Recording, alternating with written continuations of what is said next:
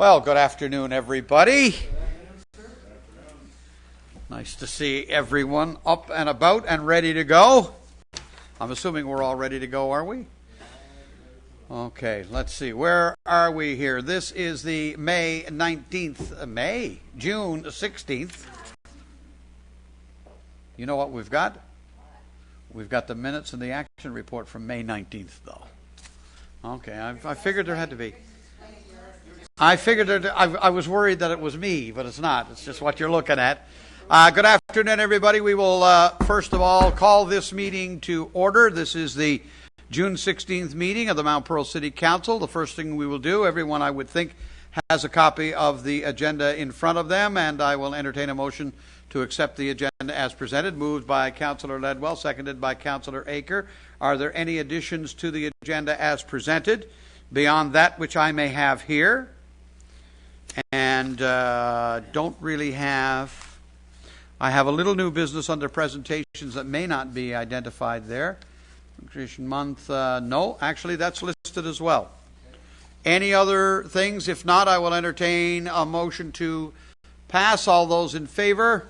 Contrary minded, motion is carried. First item on the agenda today, Council, would be, in actual fact, the minutes and the action report of the Council meeting of May 19th. The minutes and action report. Accept the motion to accept them as presented. It is moved by Councillor Stoyles. It was seconded by Deputy Mayor Locke. Are there any errors or omissions? Errors or omissions from the minutes of May 19th meeting? Going once. Going twice. Hearing none. All those in favor? Contrary minded? Motion is carried. Business arising then from the minutes of May 19th. If there is, please refer to the agenda item attached to any of the issues raised. Business arising. Trying to find it. Councillor Tessier. Item 343. I didn't see it in the agenda anywhere else unless I missed it. The Waterford River Cleanup Blitz. Suffice to say, it was a tremendous success. We had, I don't know how many people came out. Was it over 40 people came out? Yep, closer to 60 in the end. So participate in the cleanup. I wondered if we have a handle on how many bags of garbage we managed to pick up, because we were talking about how, by comparison to previous years, there does not seem to be as much litter. Correct. Now, there's still litter, and there's still lots of hot spots, like around the intersections where there's walking trails. There's probably a lot more litter than in other areas. But I just wanted to know if we have any kind of gauge on how it was by comparison to previous years. Councillor Antle, I'm going to make all of you councillors. Director Antle, Director Collins. No numbers? Director Silver. Director Yevchek. CAO. Well, Nobody knows. But I think for those of us that participated, we did a little more walking to gather garbage than we normally would. Because usually you can sit in one area and generally, fill your bags. And I remember even saying before we left, take extra bags because you underestimate how many bags you might need. We didn't need as many as we took. So that was kind of nice. That was good. This was my first year going back and doing the same section that I did the year before. It was substantially improved. There's no doubt about that. Absolutely. The level of litter was less. Still tremendous room for improvement. We'd like to have no litter at all. Yes. We'd love to have our green spaces incredibly clean, especially along our waterways. But again, it was definitely a marked improvement over previous years. Absolutely. Councillor Aker. I'm going to venture to guess, though, if we had about 50 or 60 people, we all left the City Hall here with about 2 bags each. And I know one gentleman went over there by Pipers, and I'm not picking on Pipers as such, but that strip mall in the back. That area, he told me he had 20 bags full. Yeah. So, and we all left with about 2 bags each, and I think we generally, in our group, I think there was like 3 main groups, we filled our bags. So I'm thinking 50 times, I'm thinking it was close to 150 to 200 bags. But I don't know how that compares to previous years. My suggestion for, I don't know which committee it would be, probably the Environmental Committee, is that we need to extend the reach of the Waterford River cleanup, because let's face it, everything that's waterborne in this city ultimately ends up in that river. And maybe we need to start working on the tributaries and the areas of Mount Pearl that feed the river, because I think we're finding the area that we've cleaned the last few years, Your Worship, like you said, is very, very relatively clean, but not so much in other areas. And I'm thinking over here about the Church of the Good Shepherd. I think they've got some issues in that meandering stream that there. little tributary there. Yes, I've heard about that as well. And you're right. That's a very good point. Deputy Mayor. Number 337, Your Worship, on the community gardens. I just wanted to speak to that. On May 27th, there was an information session held up at the summit. I think Councillor Ledwell was there. I'm not sure if anyone else, but I was pleasantly surprised. We had probably 30 to 35 people out there. That's good. From the teenage age bracket to the aging adult. It was basically an information session and generating some ideas, so there's keen interest there. So I just wanted to let the public know that we're moving forward now, and once we sort of collate all the information and ideas that were gathered, we're looking at some potential locations for community gardens within our city. So just encourage people to stay tuned and listen up for an updated or upcoming meeting to move that a little bit further. Thank you. Councillor Ledwell. Thank you, Your Worship. Yes, I did attend the session as well as the Deputy Mayor, and I just wanted to add to the Deputy Mayor's comments. It certainly was a very positive reaction, a positive response to the meeting. We did talk about community gardens, but we also talked about some other sort of green initiatives. We talked about some residents who had taken, who had adopted green spaces near their homes, and we had residents who were interested in tree planting. So I guess it was good to hear that a number of our residents are very interested in keeping our city green and taking care of the green spaces in the city, in addition to getting involved potentially in the community garden. So I think it was a good news story all around. When will our community garden process actually start? Director Yevchek. I am going to call you Councillor, man. I can't help it. Your Worship, you can call me whatever you wish, Your Worship. All right. Well, we're going to call you. We're going to call you Director Yevchek for now. Thank you very much. In terms of the Community Gardens Initiative, there is a report that has gone to the Regional Services and Environment Committee. Right. There is a number of things that we're bringing together on that, and I believe Councillor Stoyles, probably at our next meeting, will have something more to bring forward on it. It looks like... So will we have people doing the gardens this year? That's what we're hoping, Your Worship. Okay. Good stuff. Okay. Excellent. Excellent move. Any other business arising? Any other business arising from the minutes of May 19th? Okay, hearing not, we will move on. Council, the next item on the agenda would be proclamations and presentations. We have, as you can see, a couple of them here today. The first one that I'm going to do is a proclamation regarding Recreation Month, and it is from Recreation Newfoundland and Labrador. The proclamation, and I will just read the prayer of this particular proclamation. It says, "Be it resolved that the City of Mount Pearl does hereby proclaim that June, which witnesses the greening of Newfoundland and Labrador and serves as a significant gateway to family activities, has been designated as Recreation Month, which will recognize and celebrate the benefits derived year-round from quality public and private recreation and parks resources at the local, regional, and provincial levels. Therefore, our community, in recognition of the benefits and values that recreation, parks, and leisure activities provide, do hereby designate the month of June as Recreation Month in the City of Mount Pearl." I will affix a signature to that. We do not have anyone specifically designated to speak to that today. I'm going to say that as part of Recreation Month, though, we had the Mayor's Big Step Out. We had the Big City Step Out last Thursday, and the Mayor couldn't step out, which was kind of disappointing. I've still got that twisted ankle, man. And I was there, but the Deputy Mayor did the job. So tell me, how far did you all walk, and what did you see, Deputy Mayor? Well, I figure we walked, it was close to 2 miles, if I'm correct, Mr. Collins. We had a predetermined pathway. Councillor Aker was also there, as well as Councillor Ledwell. So we had probably 40 people come out and join us. So hopefully as the start of next year, when we have the big city Step Out? Mayor Step Out, we'll have more people. It was a great night. It was... We'll have the Mayor, yeah. Yeah, great opportunity to see our parks and our walkways. So, it was I was hoping for more, but we'll build on that. So it was a great event, but we certainly missed you there. Well, We missed you along the way. So, absolutely. I miss being there, but I would not have gotten through 2 miles. I hardly got through this room here today. Yeah. Thank you for that. Council, we do have some guests in the room today with us. I'm going to identify them. They're going to wave at you for a second. We have Mr. Tom Lush with the Brain Injury Association down here today, and he is joined by Marina White, also with the Brain Injury Association. We are going to read a proclamation into the record, and I'm going to invite both Tom and Marina to come forward and talk to us about their plans. regarding their Brain Injury Awareness Month activities, and the proclamation reads as follows.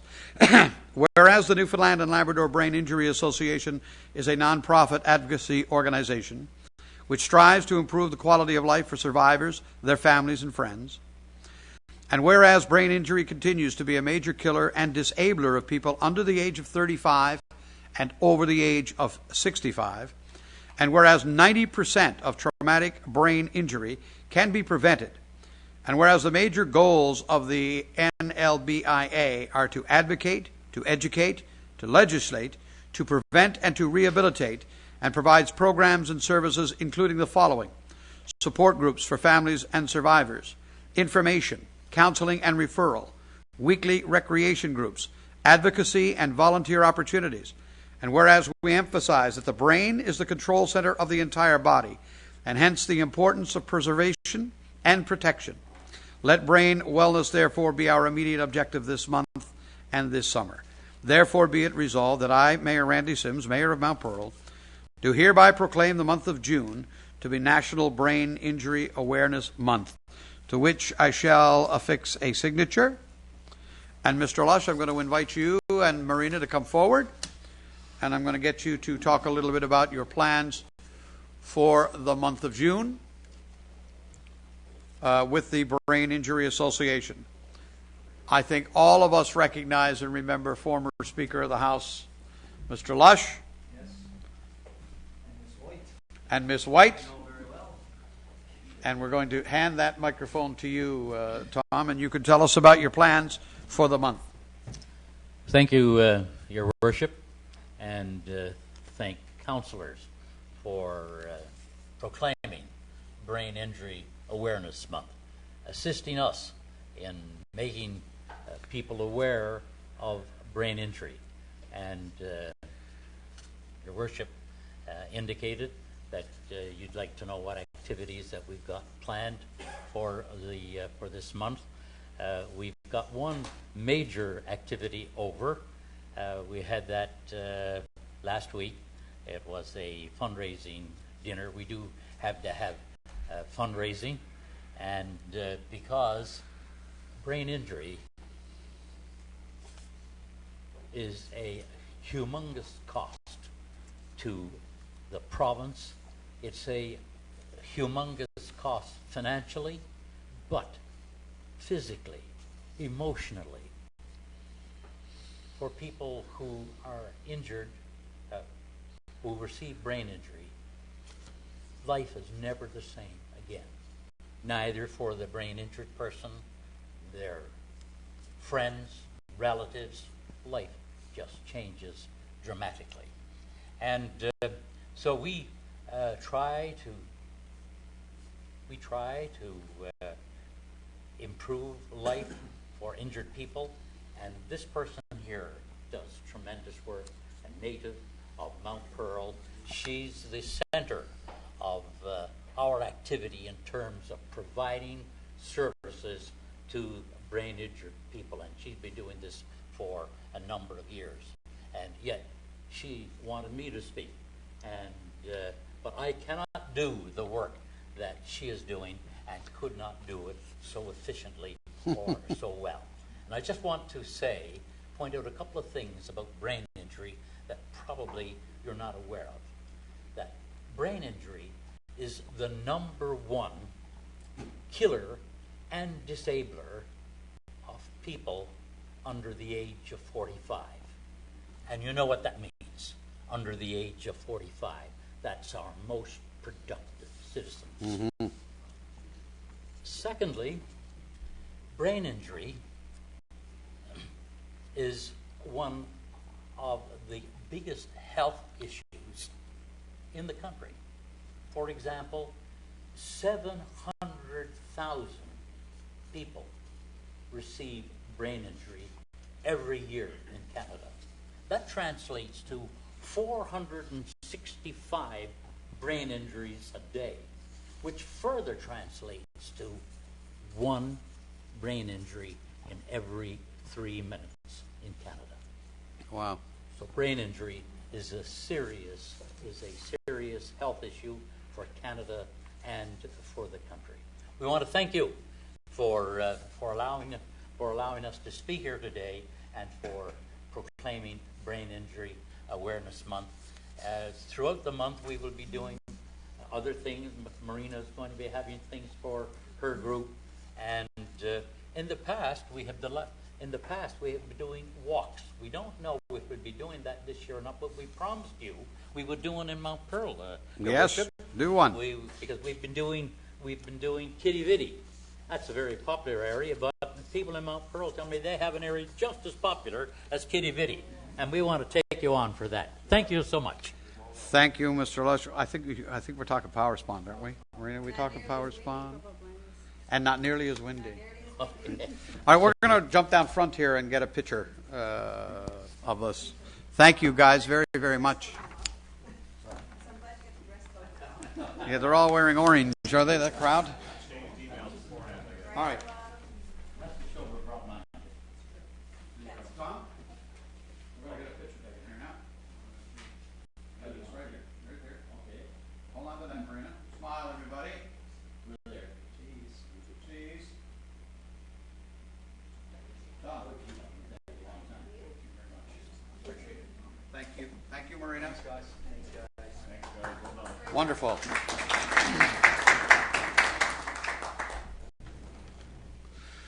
Yeah, it is startling, the statistics. Yeah, you just you don't really think about it in those terms. You start hearing those numbers.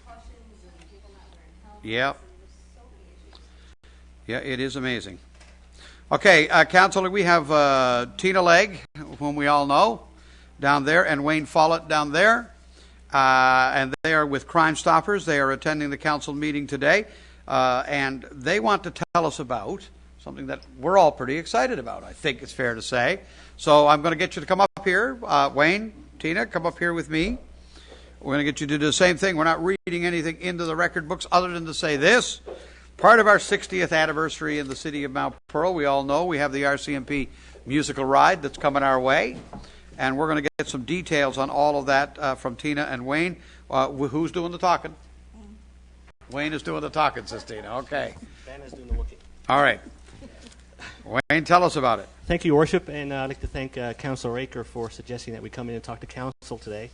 I'm going to read briefly from just, I guess, our media release for the upcoming event. Newfoundland Labrador Crime Stoppers Northeast Avalon chapter is pleased to announce we are the host organization for the 2015 RCMP musical ride, which is taking place in Mount Pearl on August 22nd and August 23rd. The RCMP musical ride is one of Canada's most recognized icons, and the troupe of 36 horses and riders will perform a variety of cavalry drills choreographed to music. The public will be able to meet the horses and the riders on Friday, August 21st. They'll be coming from their last ride, which is in Carbonear, Harbour Grace area. So we'll know a little bit more what time they'll be here, probably sometime certainly before the event and certainly before that Friday. The horses are being stabled at the Smallwood Arena on Smallwood Drive, so that's when the public can come out and visit the horses and the riders. They can actually go down and visit them at the... They certainly can. Yep. Oh, that's neat. There'll be, I guess, an open house or an open stable, I guess, on Friday. An open stable. Thank you. Yeah, exactly. Right. So Saturday's performance will be at the Mount Pearl Senior High Rugby Field on Ruth Avenue, as everyone knows, beginning at 6:30. The gates will be open an hour before that. Sunday's performance is at 2 p.m., again at the Mount Pearl Rugby Field still on Ruth Avenue. And again, the gates will be open an hour before then. There'll be pre-show entertainment on both days. We're still trying to nail down some pre-show entertainment. We're looking for some Mount Pearl talent, which we believe we have. Lots of it around. Lots of it around. And we do have some Mount Pearl staff that's actually been attending our committee meetings through Jason, Director Silver, who met with the committee in... Sorry, Director Collins. Sorry. I apologize. We can edit that out, right? No. No, we can't? No. Okay, I apologize. It's done. I tried so hard to get the director piece right, not counselor, and I still messed it up. Yeah, but we do have we do have. Remember, a silver. Dave Aker invited me to speak, so it goes back to Councillor Aker. So there will be pre-show entertainment on both days. There is some bleacher seating that we'll be bringing up to the rugby pitch. but it's advised that individuals do bring their own seating. Tickets, the important part, can be purchased right now online at ticketpro.ca. The tickets are $10 plus a $1 service fee, so the tickets are $11. You can also purchase them. I apologize that it's out of the city, but they are available at the Jack Byrne Arena in Torbay because that's a Ticket Pro outlet. And you can also get them by calling 1-888-311-1990. We want to say a big thanks to Steel Communications, who will be doing some radio ads and some promotion for us in the next month or so, for probably a month. And a big thank you again to Director Collins, who did meet with the committee in February. And we have Krista Tucker, who is part of our committee, who is helping out a lot. And thank you very much to the staff and again to Councillor Aker for asking us to come in today. The only other thing I wanted to mention is that Newfoundland Labrador Crime Stoppers is a nonprofit charity. We don't get any public money. All the monies that we raise come from public and corporate donations. The only other thing I wanted to add as well is that if anyone wants to help us out by volunteering or donating some money or in kind, you can certainly touch base with the Crime Stoppers office at 729-8100. You can also like our Facebook page at Northeast Avalon Crime Stoppers and our Twitter page at NFLD Stop Crime. So you're accessible to what you're saying? We are openly accessible, like the horses and riders. We're trying to keep it away from walk-up only because of cost, and we're not going to turn anyone away. I will say that the two recent rides in New Brunswick, which have similar capacity as ours, sold out both days without a hitch. So Ticket Pro can track that for us, so we'll know when we're getting close to capacity that we have to basically stop selling tickets. We hope we have that problem, but we're not going to turn anyone away at the gate, no. We hope that you have that problem as well. Do you think it's necessary to visit at the stable?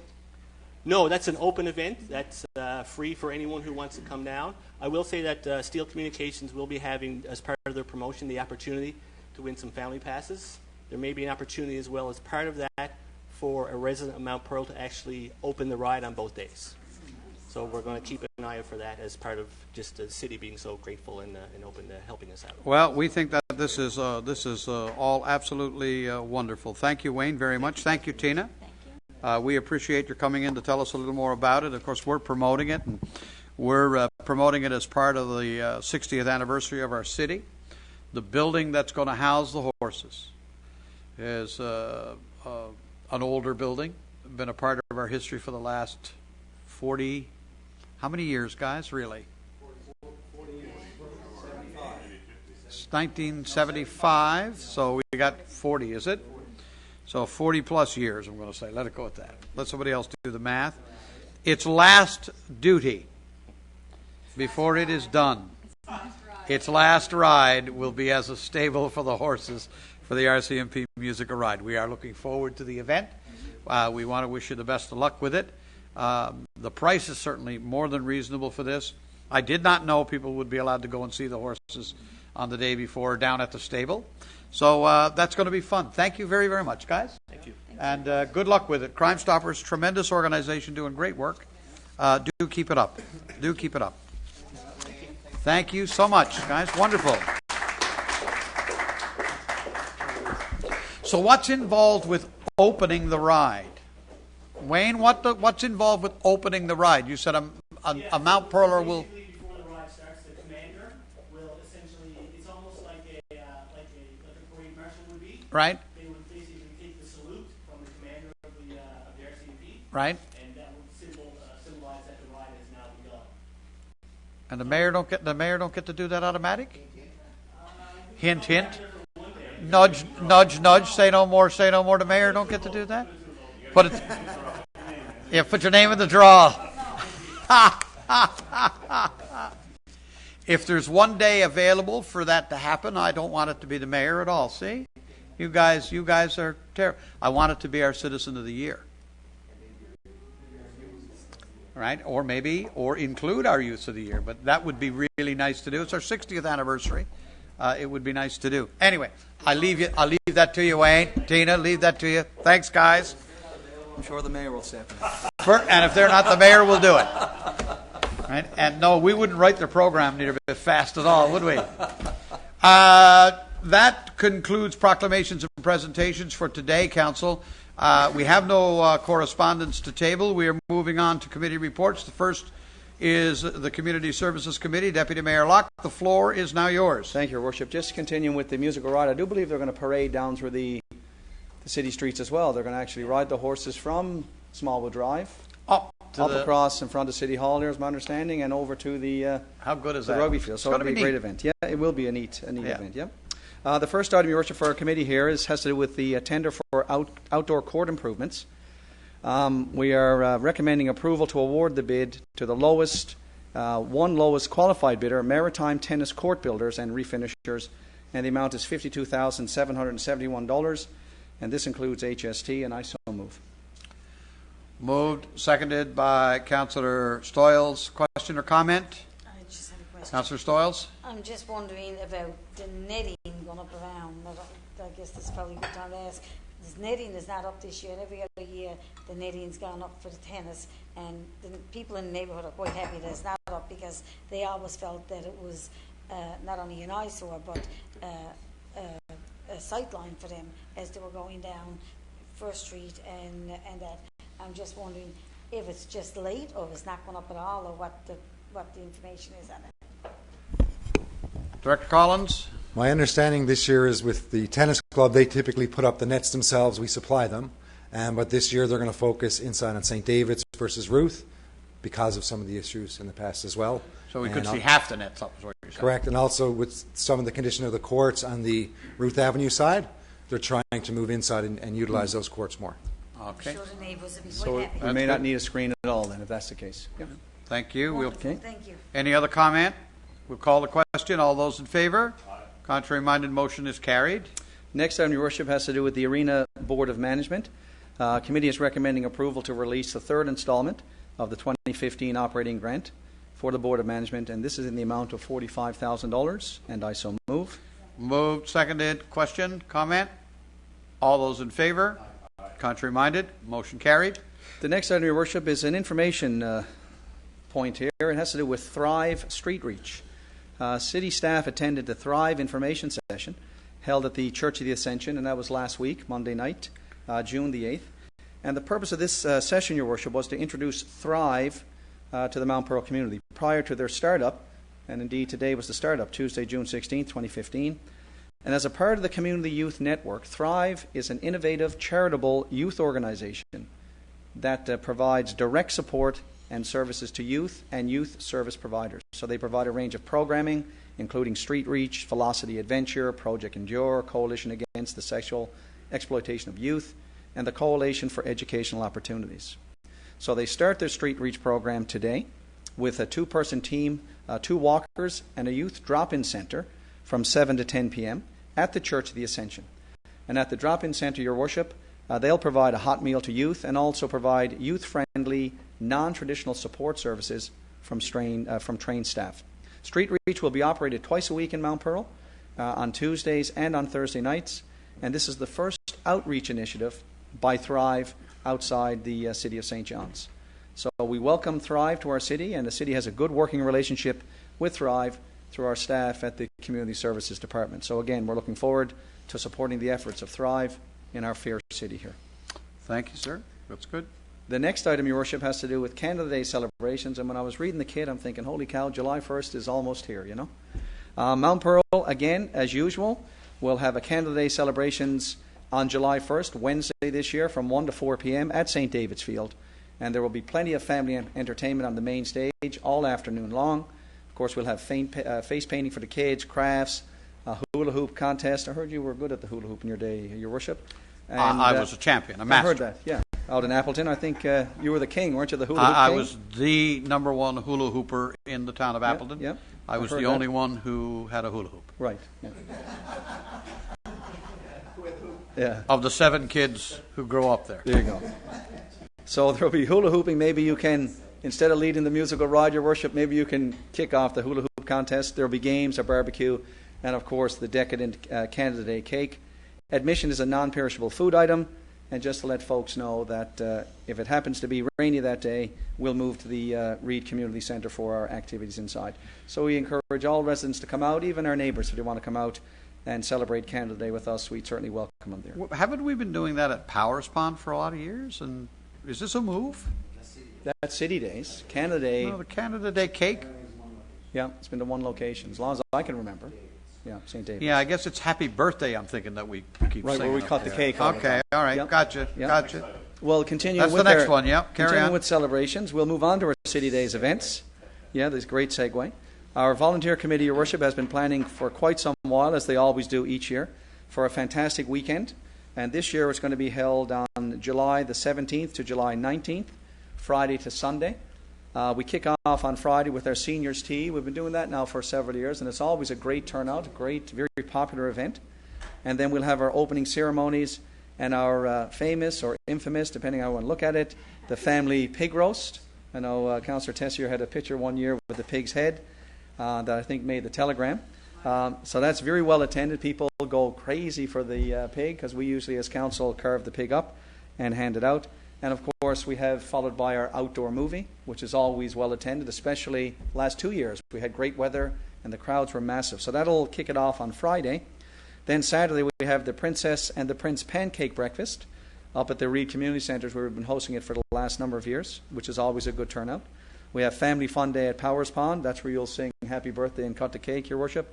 The classic car and motorcycle show, a family variety show highlighting the city's 60th anniversary. And we're going to conclude with an outdoor drive-in movie, again, to commemorate our 60th anniversary. So that should be neat. We're working on a particular movie, but we're not prepared to announce it just yet. But as soon as we find out the title, we will let people know, and it should be a great night. And let's hope the turnout is good. On Sunday, of course, is our mega birthday blitz, and headliners this year will be Celtic Connection and the Masterless Men. So we encourage folks to watch for new and exciting event details, and they'll be promoted very soon. So it looks to be another great City Day schedule this year for us.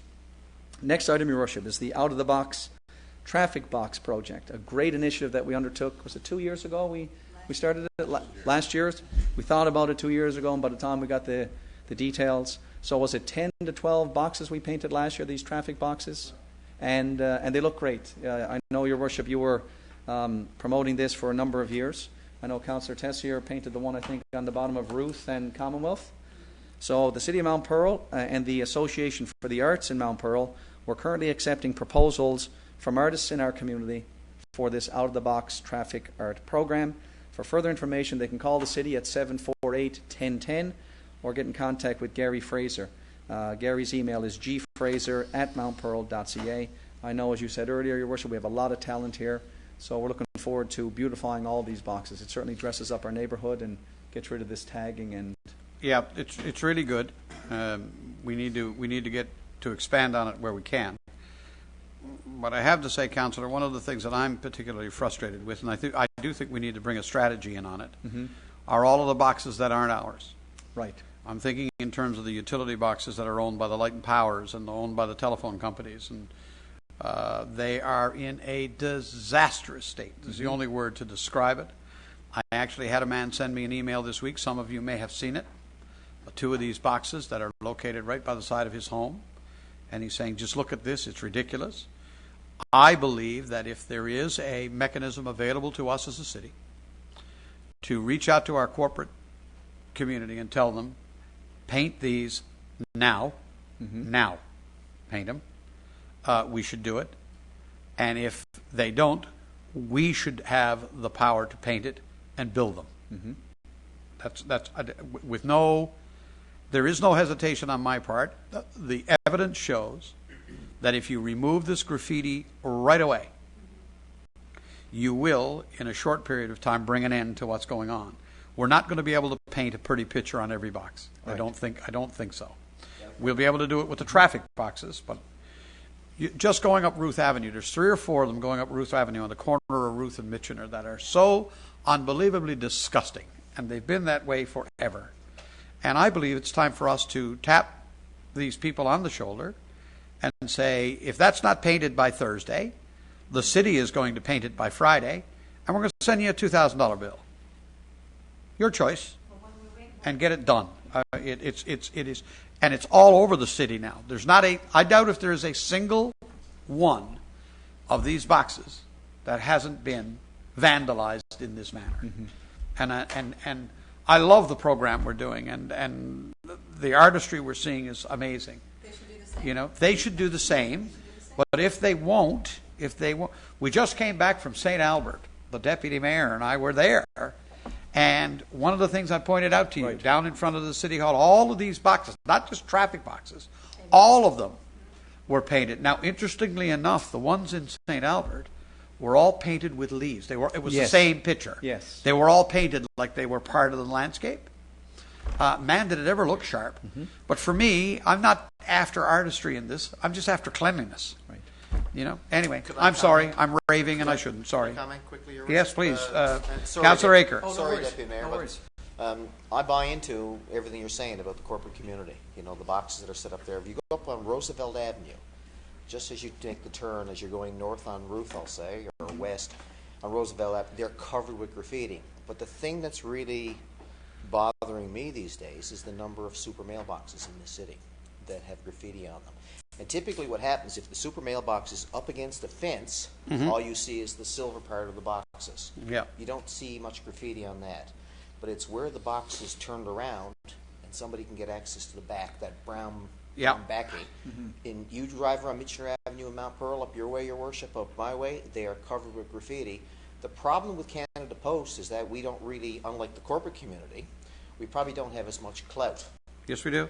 Well, all I would ask is that Canada Post start walking the walk and stop talking the talk. If they're going to install super mailboxes across the city, one of the ways they've sold this, tried to sell this, is that they are graffiti free, or they're very, very difficult to put graffiti on. They've also got to take care of their old boxes. I would suggest maybe if the city's inspectors could just a run up Michener Ave, just do power spawn, Your Worship, and send them a list. I think Canada Post should be held to the same or higher standard than our utilities are. Yeah, I'm with you. I just believe that we need to put a deadline on it. We need to be prepared, though, to do it ourselves. It's not enough to just go to them and say, we want you to do it, and have them pay lip service and say, yes, we understand. We're going to get to that as soon as we can. We need them to know that you got 4 days, 5 days to get it fixed. And they need to work in partnership with us, because they're going to get tagged again. And the first people to see that will be us. The people who can fix it first, therefore, will be us. And we almost need to dedicate some resources to it that they pay for. You know? But for right now, I mean, it's just been, I'm telling you, those on Ruth Avenue and the ones you're talking about, they've been in that condition for like 3 years. So can we notify Canada Post? That's what I'm asking. Yes, we do. Bring it to their attention. Yeah. I go to war on this stuff, you know? This was a good news story once upon a time. Yes, well, Sorry. let's bring it back. I understand the frustrations of council, and they're shared by many, Your Worship, in the community. And there's a solution out there, so I think it's a valid point. We'll reach out to our corporate partners, and we should. But as in the Councillor meantime, Aker says. Councillor Tessier is painting another one. Yes. Right? And Where are you going to do another one to? Where would they tell me? Yeah. Oh, they actually tell you where to go. I am voluntold. Okay, very good. And generally speaking, the once they're painted and beautified the way Councillor Tessier and other artists have done it, they're generally left alone, you know. And we just had a new one done up there for the Play On, which looked nice. Another traffic box up there. So one at a time we're getting through these. Yeah, so. great stuff. Carry on. Last item for us, Your Worship, is the Powers Pond family activities. I'm delighted to announce that they've expanded the programs this year. So the canoe, kayak summer programs are set to start June 28th. Hopefully next year we'll be able to extend it even further. Personally, I'd like to see some rowboats in the pond up there that families can take their children out and row about. But that's a budget item, so I'll just plant the seed right now. And You I'll bring want it up. kayaks or a couple of dories? Well, whatever. Swan boats. Yes, swan boats. A couple of flat-bottomed dories, I say. Yeah. Anyways, I think that'll give opportunities to families to take out, more of their children in bigger groups. But anyways, this year we've expanded our program, so we're running Mondays, Wednesdays, Thursdays from 6 to 8 p.m. And also this year we've extended it to Sundays between 1 and 8 p.m., weather permitting. So we encourage people to get up to Powers Pond, especially on the beautiful evenings, try out our canoes and our kayaks, and our city staff will be there to help with life jackets and guidance. And it's free to the residents of. We do track the numbers, yeah. So I don't have the details right now, but we can certainly get those for you. Yeah, absolutely. And the Sundays also is a trial, so yeah, that was one continuance. Absolutely. Yep. Okay, and that's it for us, Your Worship. Thank you. Thank you, Deputy Mayor, very much. Appreciate that. Any comments? Okay, we're moving on. Corporate Services Committee, Councillor Aker. Thank you, Your Worship. First item is a request for tax consideration in accordance with our policy for charitable organizations. So you see the School Milk Foundation, Newfoundland Labrador, and we're basically waiving the business tax, and the amount is $2,931.72, and I so move. Moved by Councillor Aker, seconded by Councillor Tessier. Question or comment? All those in favor? Contrary minded? Carried. Corporate Services Committee is recommending approval for a 1/4 page black and white advertisement costing $261 plus tax in the Royal Canadian Legion's Newfoundland and Labrador Command's Military Service Recognition Book, and we've done this in previous years. I think it's a great initiative to help that fine organization, and I so move. Moved, seconded. Question or comment? All those in favor? Contrary minded? Motion carried.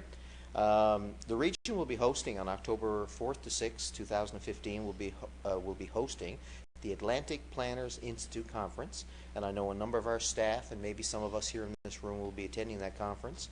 We're looking for a sponsorship, a very low-level sponsorship in the amount of $500 for that conference, and I so move.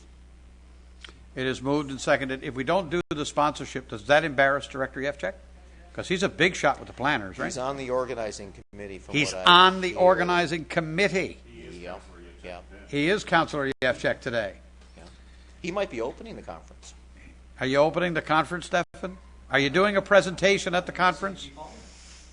Are you doing a presentation? He is. Look, he's going to tell us about it. No, Your Worship. No, actually, our involvement with the conference is we're involved in the tours, the tours? The mobile tours, yes. Yes, Your Worship. Yeah. You're going to be taking people out on a boat to see whales and stuff like that? Oh, actually, I thought it would have been the houses of each of the councillors and just show them where the council lives. Councillors live, yeah. Call the question. All those in favor? Contrary minded. Motion is carried.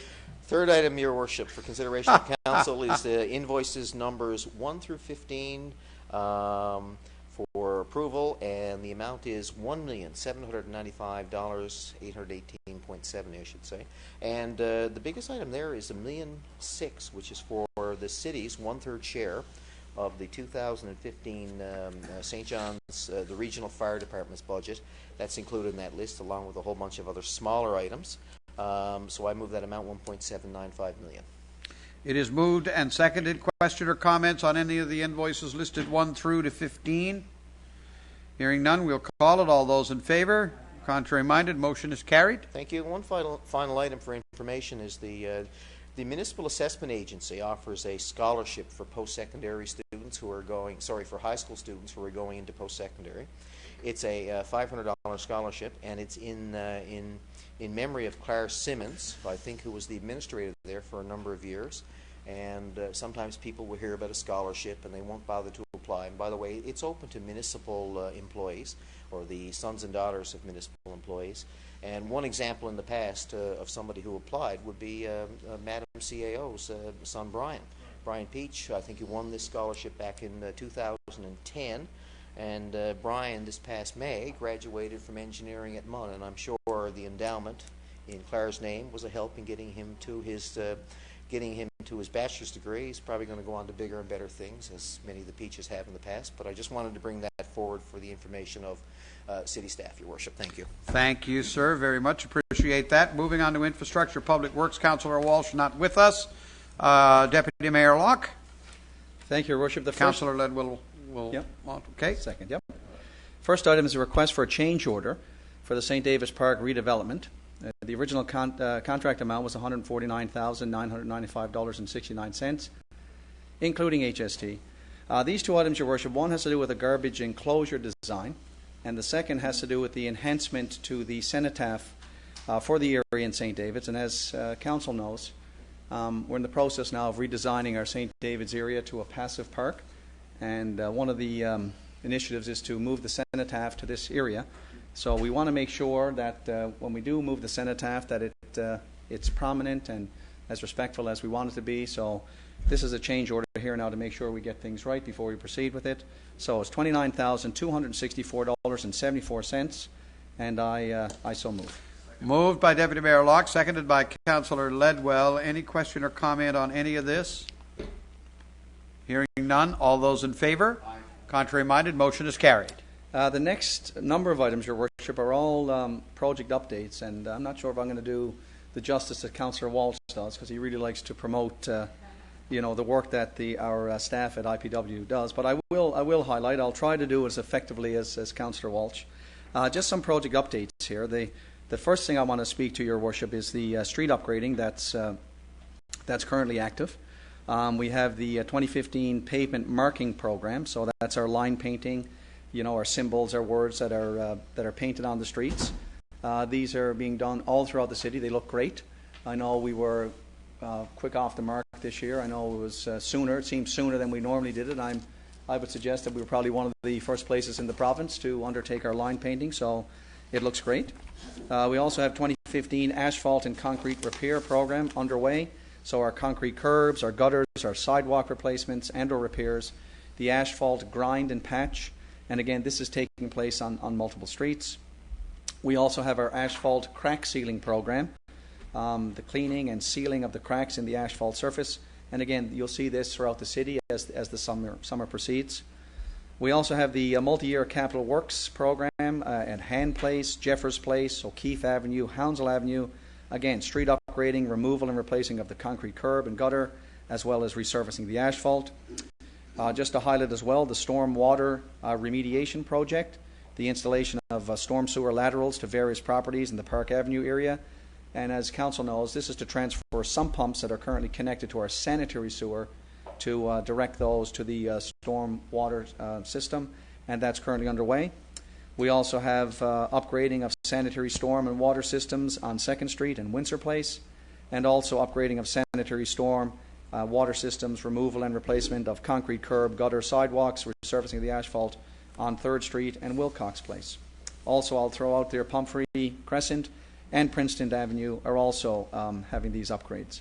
And just a note here, Your Worship, that we're involved with the grinding and the patching, and we're using the crack sealants.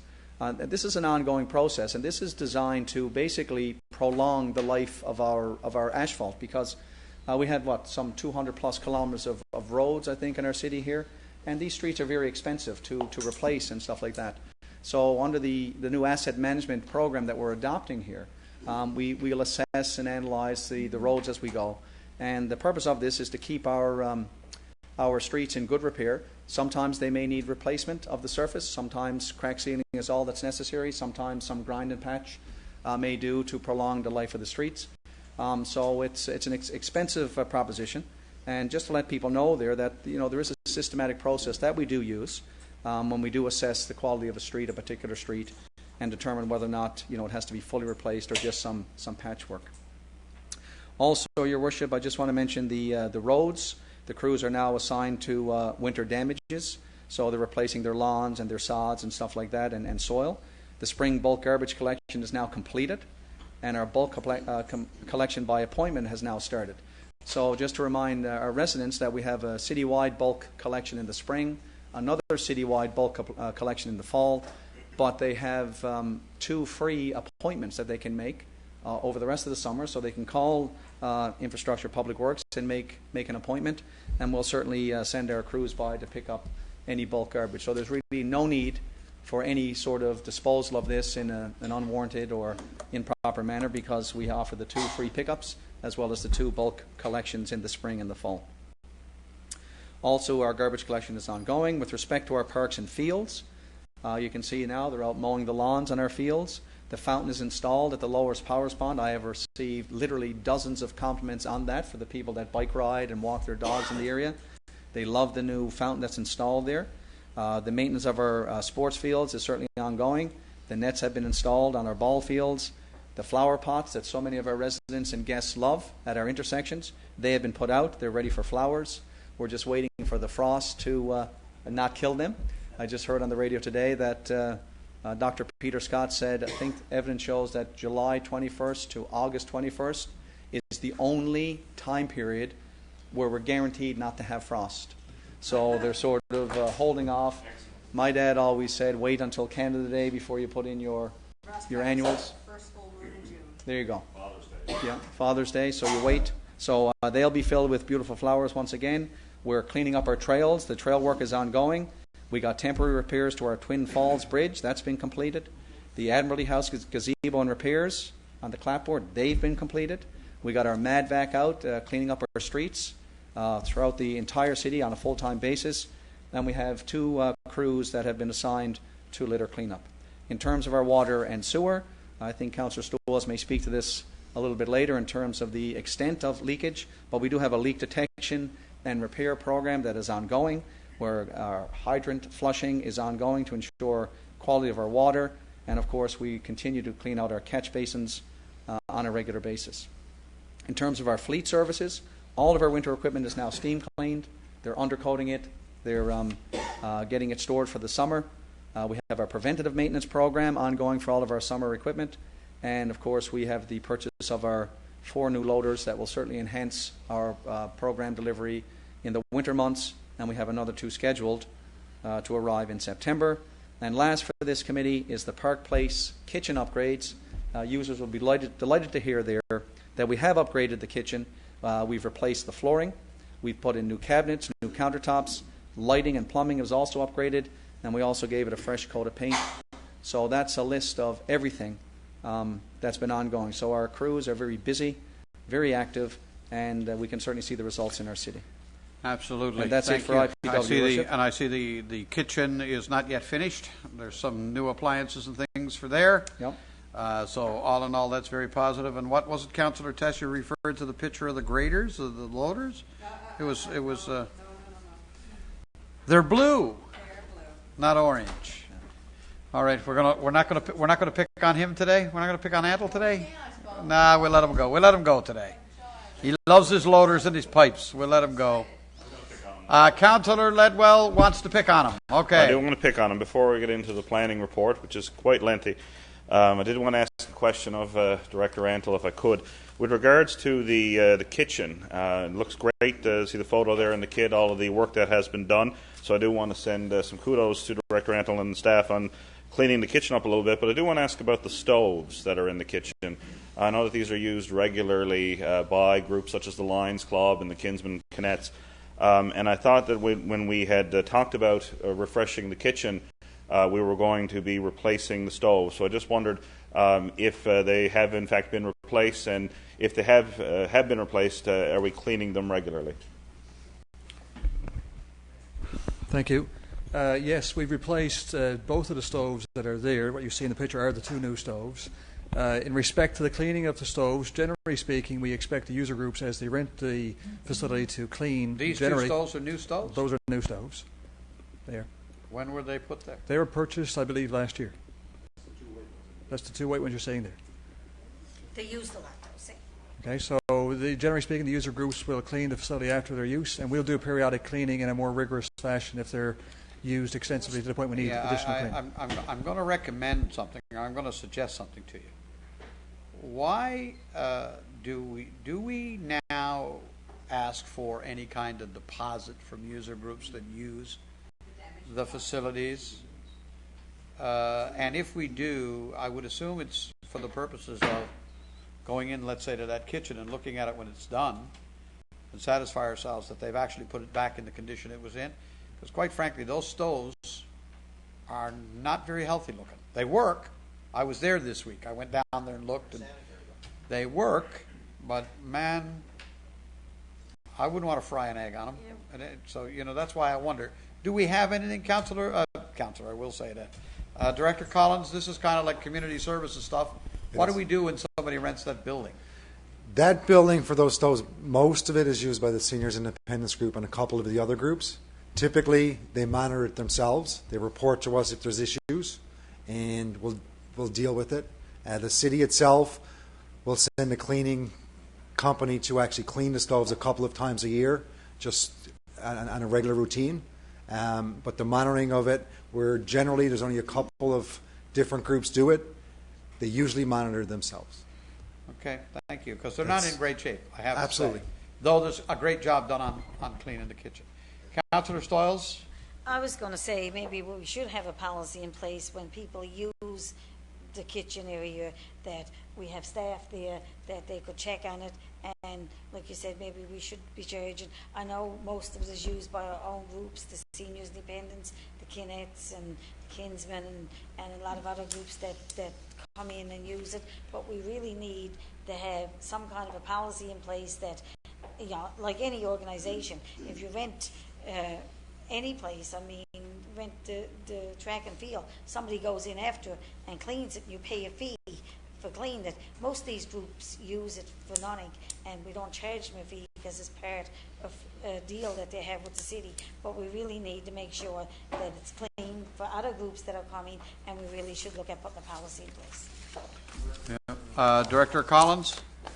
One unique, I guess, challenging feature Your microphone with it is with Park Place is that there's city facilities that we have city staff in that we operate, whereas most of the other facilities are operated by a particular group, say track and field, soccer, softball, things like that, that they typically monitor this type of thing themselves, whereas Park Place is a little bit unique, which makes it more challenging. So if we are to monitor it, then we need to send staff down every day to check after rentals. So this one's a little bit of a unique situation. Okay, thank you. Any other comment, or Councillor Ledwell? Thank you, Your Worship. Thanks to staff for the response. I think maybe the periodic cleaning, as Director Antle and Director Collins have mentioned, is probably maybe sufficient for right now while we work on getting this program that we've discussed in place. But what I might suggest is maybe if we could get staff to go down and have a look in the next few days, just to see if we can maybe clean it up a little bit before we go too much further. Okay, thank you. We are moving on, and I guess you might as well stay on your feet. We're going to Planning and Development Committee report. Councillor Ledwell. Sounds good. Thank you, Your Worship. We've got a number of items here. Try to get through them as quickly and efficiently as possible. The first item you'll see there in the kit is a proposed amendment to our development regulations, what I'll refer to as the Heritage Use Zone Amendment. You'll recall, Council, that we've had some discussions and some, I guess, interest in the property at 906 Topsail Road. That property is currently vacant and for sale, and it's one of only two heritage properties in the city of Mount Pearl, of course the other one being Admiralty House. We've recently received two inquiries, both for commercial purposes, regarding 906 Topsail Road. One would be for a clinic use, the other one for a salon. Now, of course, clinics and salons, as it stands now, are not permitted uses within the heritage use zone. And so therefore, with the two inquiries we've received, we're going to put in a process or go through the process to change, I guess, or amend the development regulations. Both parties involved here that have made the inquiries are interested in retaining some of the significant heritage aspects of the house and the property at 906 Topsail Road. And we're looking at amending the development regulations for the heritage use zone to allow consideration of these types of uses. We did schedule a briefing session to discuss this particular amendment with the public. It was scheduled for May 5th, 2015. However, when we put the call out for representations, we did not hear from anybody on this particular topic, so the briefing session was cancelled. Now, originally the idea was to make the clinic and the salon use a permitted use within the heritage use zone, but upon further discussion within the committee, we said, well, maybe it might be better if we looked at it from a discretionary point of view and made these uses discretionary rather than having them be simply permitted, because that will allow council with a bit more flexibility and the ability to try and retain some of the significant heritage aspects of these properties. So with this little alteration, we're currently prepared to recommend that the development regulations be amended to include this amendment, and that the amendment be adopted and submitted to the Department of Municipal and Intergovernmental Affairs for registration, and I so move. It is moved and seconded. Question or comment? All those in favor? Contrary minded? Motion carried. Next up, Your Worship, is a request from Youth Ventures, who are operating once again this year within the city of Mount Pearl. The letter is in the kit, and the request is to waive permit fees for student businesses. Of course, they operate primarily within the summer months. This is something that we've done in past years. It's kind of been our regular practice to waive these permitting fees to encourage young people to get involved in the Youth Ventures program, use their services, and create some summer student businesses, to get some experience both in business and to create some summer work for themselves. So certainly as a committee we've discussed it, and we're prepared to recommend that the city continue its practice to waive business permit fees for Youth Ventures, and I so move. Moved by Councillor Ledwell, seconded by Councillor Tessier. Question or comment? All those in favor? Contrary-minded, motion is carried. Thank you, Your Worship. The next item we have is a proposed new building and site development at 913 to 915 Topsail Road. You'll be familiar with this, Council and public. This is the Tucker Acura property on Topsail Road. They're proposing to demolish the existing building on the site, construct a new building which will contain an automotive dealership and service bays, and complete all of the associated site redevelopment and landscaping work at the site. This constitutes a full redevelopment of a previously approved and existing use. The subject property is located on the south side of Topsail Road and is surrounded by other commercial and similar uses. Now, the property is bounded by an open space buffer to the western side. Of course, this separates the site from the residential area of Forsey Place, which is off Topsail Road. That buffer is to be retained as part of this proposal. And in addition to that, there is a requirement here for a privacy fence between the Tucker Acura property and the residential area of Forsey Place. One other important note is that the southern part of the site is bordered by the conservation use zone that's associated with the Waterford River. And of course, Councillor Tessier spoke earlier about all the cleanup efforts that we've been undertaking with the Waterford River Valley. So I certainly want to stress that this area will not be affected by this development. The proposal represents an approved use according to the zoning and meets all the conditions and conditions of the development regulations. So, subject to those conditions that are laid out in the kit, the Planning and Development Committee is prepared to recommend that the redevelopment of this property at 913 to 915 Topsail Road be approved, and that a permit be issued subject to the conditions laid out in the kit, and I so move. Moved, seconded. Question or comment? Everybody happy? All those in favor? Contrary-minded, motion is carried. Moving right along, Your Worship, we have a proposed residential subdivision development. This is from Cardinal Properties, and this is Phase 7 of the Pearlview subdivision development. We have a development that includes 58 lots, or 29 double dwelling lots, on two proposed new streets to the City of Mount Pearl, those being Larson Street and Hubbard Place. The total area for the proposed development is 6.66 acres. This proposed development, of course, is included in the Kenmount Hill Infill Comprehensive Development Scheme, which was put in place in 2007. The first phase of this 7-phase development was actually permitted back in 2006, so they've made great progress since then.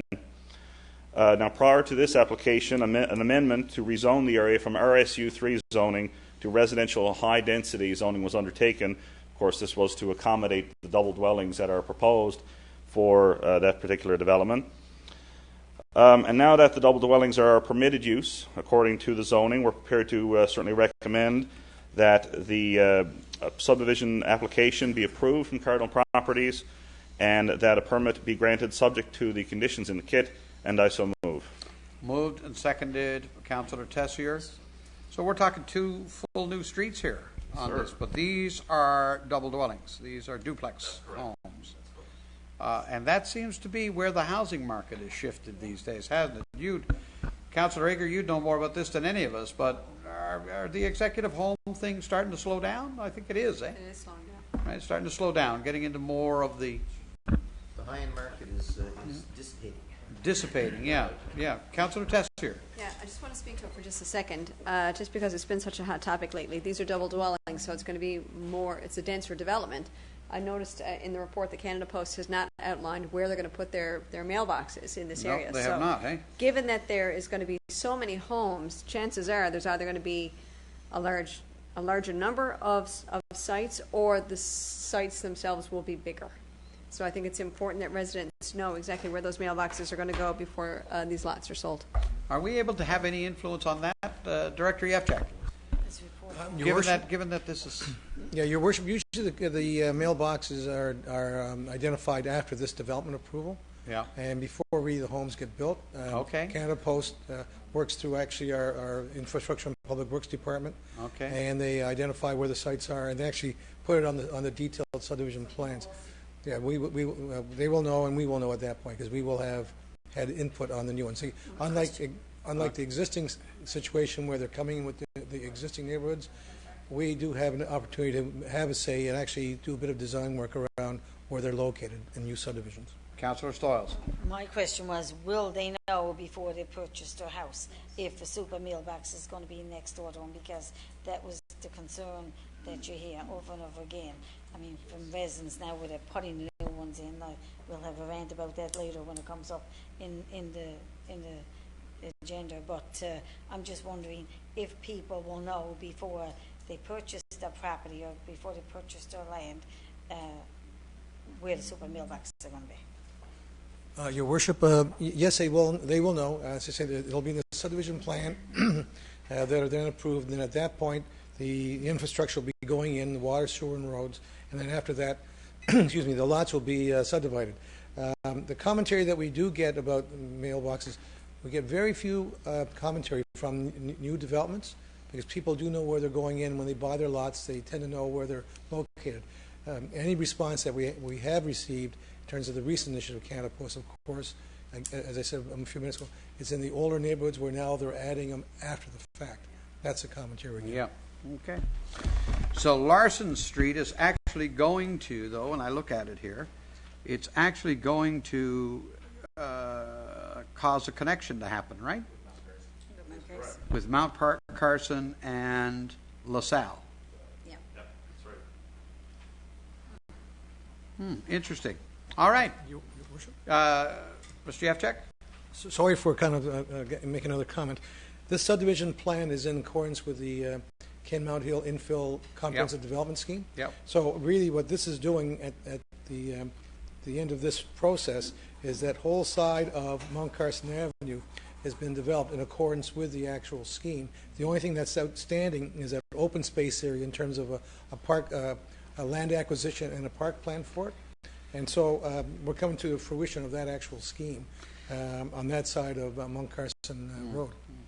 I'm looking at all of it, Stefan, quite frankly, and I see the CG there, the general, the commercial general, and tremendous opportunity there for some local retail activity with the growth on that hill. And I'm just wondering when somebody is going to grab it. I'm surprised that at this point it hasn't been grabbed and there hasn't been real development there, but I guess it's pretty soon now somebody will nab it. We call the question on this, or do you have anything else to add, Councillor Ledwell? No, Your Worship, you go ahead and call the question. All those in favor? Contrary-minded? Motion is carried. Thank you, Your Worship. Moving along, we have a proposed multi-unit condominium apartment building, which is proposed for 16 to 24 Glendale Avenue. This is a request from Gibraltar Development. They're proposing to construct a 2.5 to 3-story 60-unit condominium apartment building at the site in question. The company is requesting that the property be redesignated to residential and that it be rezoned to a residential high-density zoning. Now, the property that is under consideration, as Council likely knows, is the former Glendale Gardens property, in addition to a couple of residential lots that now belong to the proposed developer. There are a number of buildings that are currently on the site which will be demolished as part of this process as they go through the process of installing this proposed building. Now, the proposed site is within a residential area, of course, and near the commercial area of Commonwealth Avenue.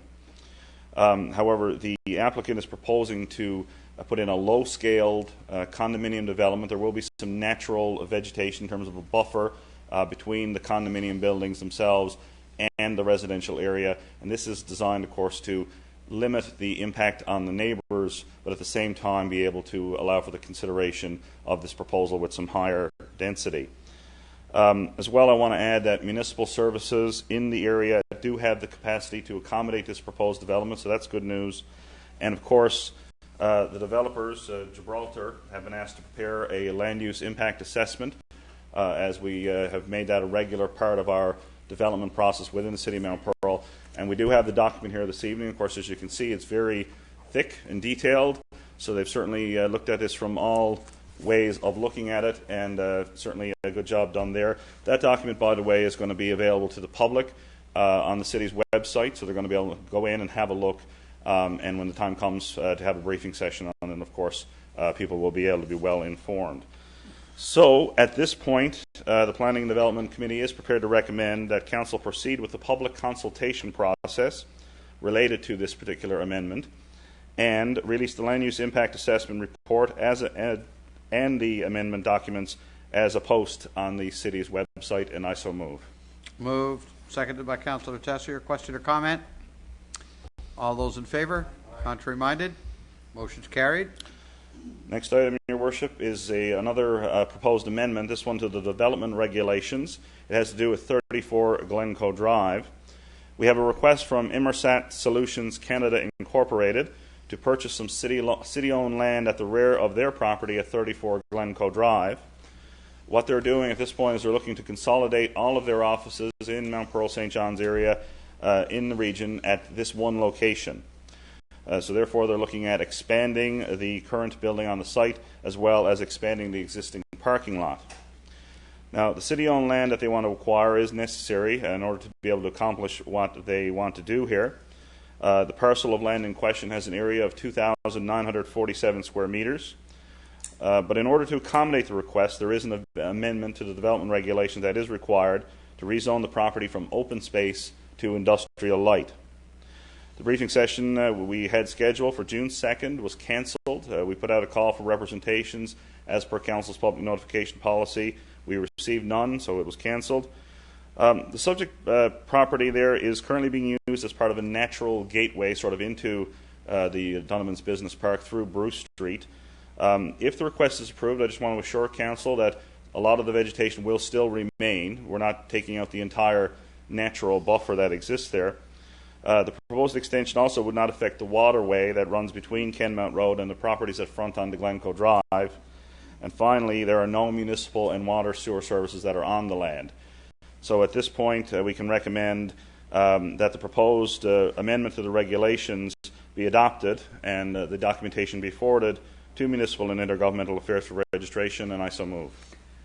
Moved. Seconded. Councillor Aker. Just a question, and as this council knows, we've really valued our open space here in the city.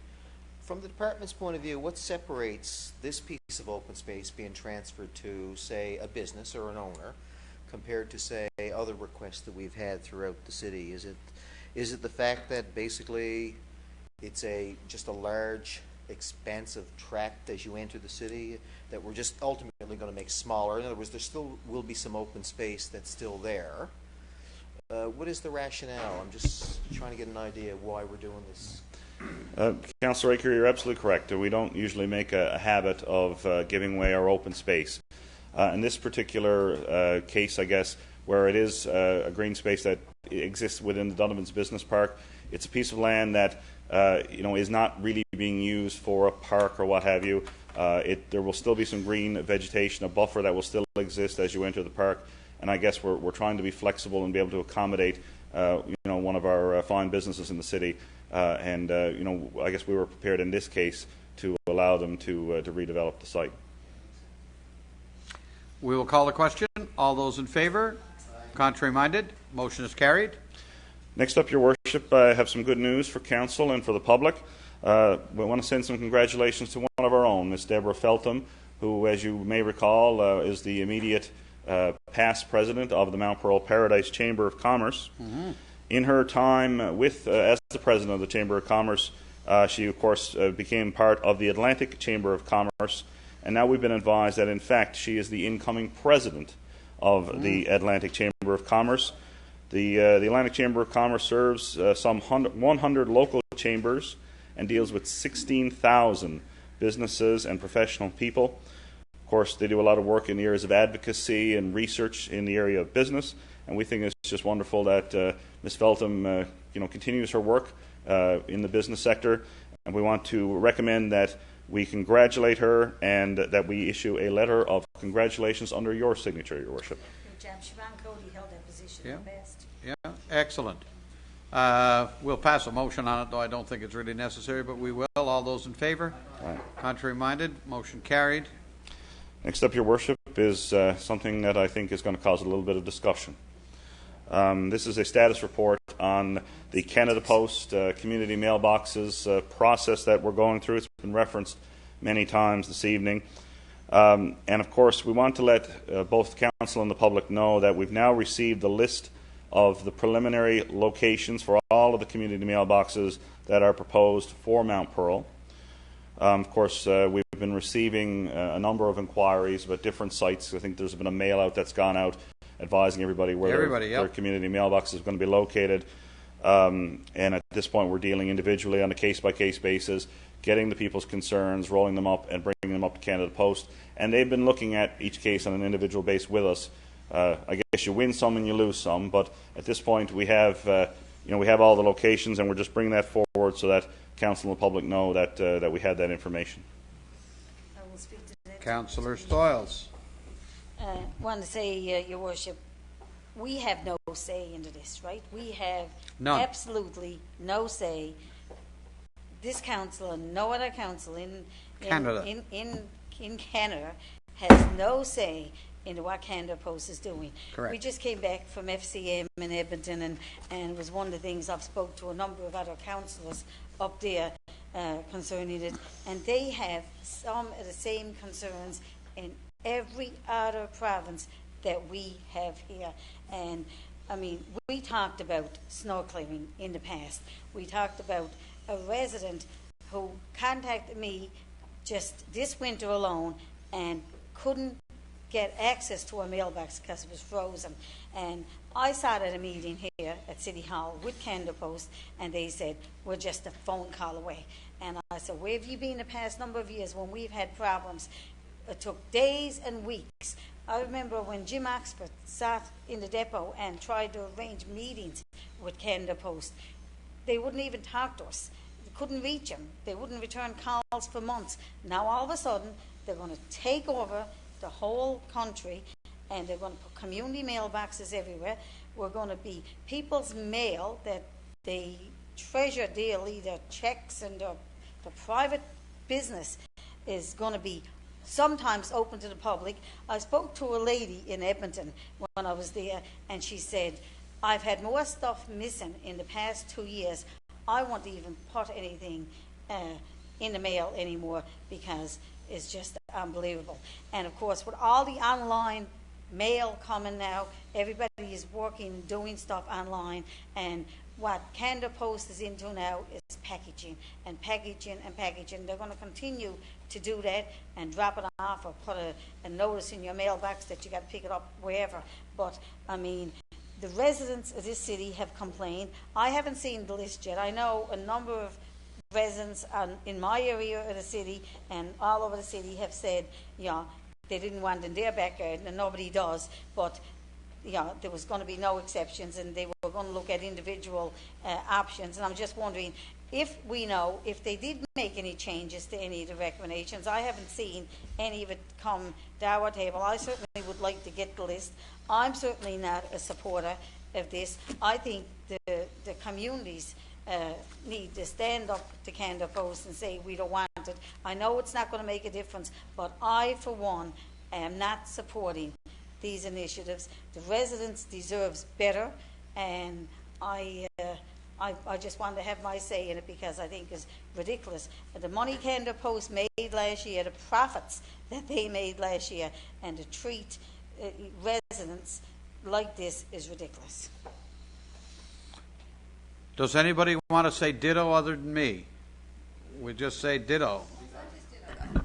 The reality, the reality is that Councillor Stoyles is right. We have absolutely no say. They have made a couple of changes in our case. I can think of two where they actually moved from an original intended position because of some intervention from the city here. But they don't have to.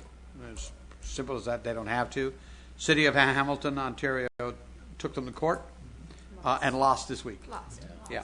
Anyway, Councillor Tessier. I just, like, I understand the concerns that people have. Once you're in your neighborhood and it's established, suddenly having an intrusive box put in front of your property, next to your property, that's going to generate traffic every single day, definitely is not ideal. There's no doubt about that. But we also have neighborhoods, though, that for more than 20 years in Mount Pearl, and I'm one of them, have had these mailboxes for over 20 years. And, you know, they're not perfect, but they've functioned, and they've functioned as well as you can expect. And those areas have people with mobility challenges and seniors. We deal with the cold as well. But it's been over 20 years, and I know in my neighborhood it's directly across the street from me. Now, we never gave it a second thought, quite frankly. Now, I'm not sure how I'd feel if it was directly right in front of my lawn, to be completely honest. But I just, you know, we do have to look at the other side of it to some degree. They've been in existence for more than 2 decades already in probably more than half our city. So we've got to look at the other side. I wish the Canada Post was a little easier to deal with when it came to problematic areas. That's an issue. However, we've got to look at the reality as well. This is not a new concept. It is not. No, they've been around for quite some time. Any other comment? Has everyone now sufficiently vented? Okay, on this issue. Moving along. Councillor Ledwell, the floor is yours again. We all love Canada Post. Yeah, we're going to go postal here in a second. Ooh, ka-ching. Number 7 on the Planning Development Committee report. Hold on now. Venting not yet finished. But I'm just wondering about the graffiti and the Canada Post mailboxes. Are we going to do something about the graffiti? We are. And then We we're raised going it. to send it back, because I don't think we need to wait a month to put a policy in place to do stuff like that. Working on it right now. I think. I asked for inspections. Maybe if we could do a drive-through and then send us. Do we have the staff though to do that kind of? Yes, we do. thing? It's called That's what I municipal want. enforcement. We got inspectors. We're gonna lay pressure on to get the graffiti cleaned up. Not just Canada Post, all of it. Now, Councillor Ledwell. No, I listen, I'm totally appreciative, Councillor Stoyles. I was frustrated as anyone. Go ahead. All right, thank you, Your Worship. Our next item is another good news story, as a matter of fact, and we've got a brand new, very exciting business that's going into our business park in Donovan's, and it's the Canadian Aviator Electronics Limited, CAE. It's actually not in Donovan's, it's in the Beckland Business Park. My apologies. But in any case, on May 30th, 2015, it was announced that CAE is going to open a brand new world-class helicopter simulator here in Mount Pearl. The Hibernia Management and Development Corporation is providing $13 million of the total $16 million cost of the project here. And the provincial government, with the Research and Development Corporation, is making up the remaining amount. Of course, CAE is a global leader in providing comprehensive training solutions based on world-leading simulation technology. They employ over 8,000 people on more than 160 sites and training locations in 35 countries. So they're very much a global leader in this type of training and helicopter simulation. So it is a great fit for the Beckland Business Park and for our city. We want to welcome them and congratulate them on this particular initiative. And, Your Worship, the committee also recommends that we get another letter under your signature and we send them out a note to congratulate them. Absolutely, and that is great news. Wonderful. Fantastic. Next up, we have a notice of motion, which I will read into the record. In accordance with Section 39 of the City of Mount Pearl Act 1988, take notice that in accordance with Council's public notification policy, I will, at a regular meeting of Council, move an amendment to the Mount Pearl Development Regulations 2010 that, if enacted, will amend the text of the Mount Pearl Development Regulations as follows. A. In Section Section 11 use zone schedules within Section 11.6 residential high density, in Section 11.6.3 development standards under double dwellings, in subsection A, minimum lot area, replace the standard of 275 square meters per dwelling unit with the standard 270 square meters per dwelling unit. The purpose of this proposed amendment is to correct the minimum lot area for double dwellings that correspond with a minimum lot frontage of 9 meters by a lot depth of 30 meters per dwelling unit. Did you follow all of that? Yeah, we're putting double dwellings on smaller lots. That's right. No, we're not, says the director. Okay, we're not. Correcting an anomaly. Some housekeeping. Correct. Very good. Actually falls out of the subdivision, this ProView Phase 7. So that'll be an interesting discussion for another day. Yes, sir. The last couple items, Your Worship, under planning, we have the development permit list for the period of May 19th to June 12th. You'll see there, there's 7 or 8 permits there, and I would like to move those. Moving the development permit list. All those in favor? Aye. Contrary-minded, motion carried. Thank you, Your Worship. Last couple, the building construction totals on the residential side, first of all, May 19th to June 12th. You'll see it's a considerable list. Of course, the period between motions and meetings here is a bit longer than usual, but there's no trouble to see that the warm weather, the summer season's coming up, and people are looking to maybe do a little bit of work around the property and do some renovations. The total on the residential side for building permits for the period is $457,700, and I so move. Moved, seconded, all in favor? Contrary-minded, motion carried. And finally, on the building construction totals for the commercial side of things, from May 19th to June 12th, 2015, the total building permits, $787,450, and I so move. Moved and seconded. Question or comment? All those in favor? Contrary-minded, motion is carried. And that concludes planning. Thank you very much. Regional Services and Environment Committee report, Councillor Stoyles. Thank you, Your Worship. Just a couple of quick items, actually. The Regional Water Committee, of course, we use Bay Bull's Big Pan, and of course, this is the time of year when water is dropping, and as you know, we haven't had that much hot weather yet, so we haven't really had much of a problem, but the chart is there showing the water, and of course, we really haven't had a whole lot of heavy rains either. So, but the use, our enforcement is on, and anybody using a handheld device to water flowers and things like that, they can do that at any time. But to check our website for odd and even days that you're to water your lawn, and during that time, then you put your sprinkler system on. But unfortunately, one of the main problems we've had is leakages. We've detected 25 leaks this year, and we've only have 8 of them fixed to date, and we are working on them. It's a major issue with, within the city, and I guess everywhere. Our pipes are getting old and that, so we are working on it to a great extent, and we've put a lot of money into it the past year, and we're going to be working on it even more. And last year, this year, those 25 leaks was 400 million litres of water wasted. So it's certainly something that we have to look at, and it's going to be looked at, I guess, within the region.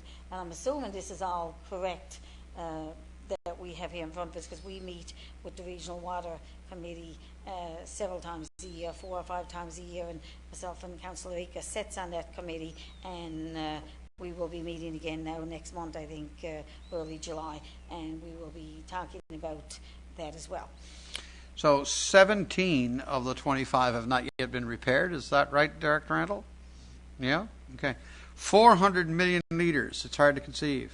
A lot of water. 25 leaks could do that. I thought that our leak detection program over the years, we'd saved a considerable amount of money by that. This is the new leak detection equipment we bought just recently, right? What did we pay for that? What was that piece of equipment? That was fairly expensive. Oh, in the order of about 30 grand. So 400 million litres of water, what's that costing us? You got an answer, right? I can tell by looking at him. He has an answer. Yeah, come on. Please do. Thank you, Your Worship.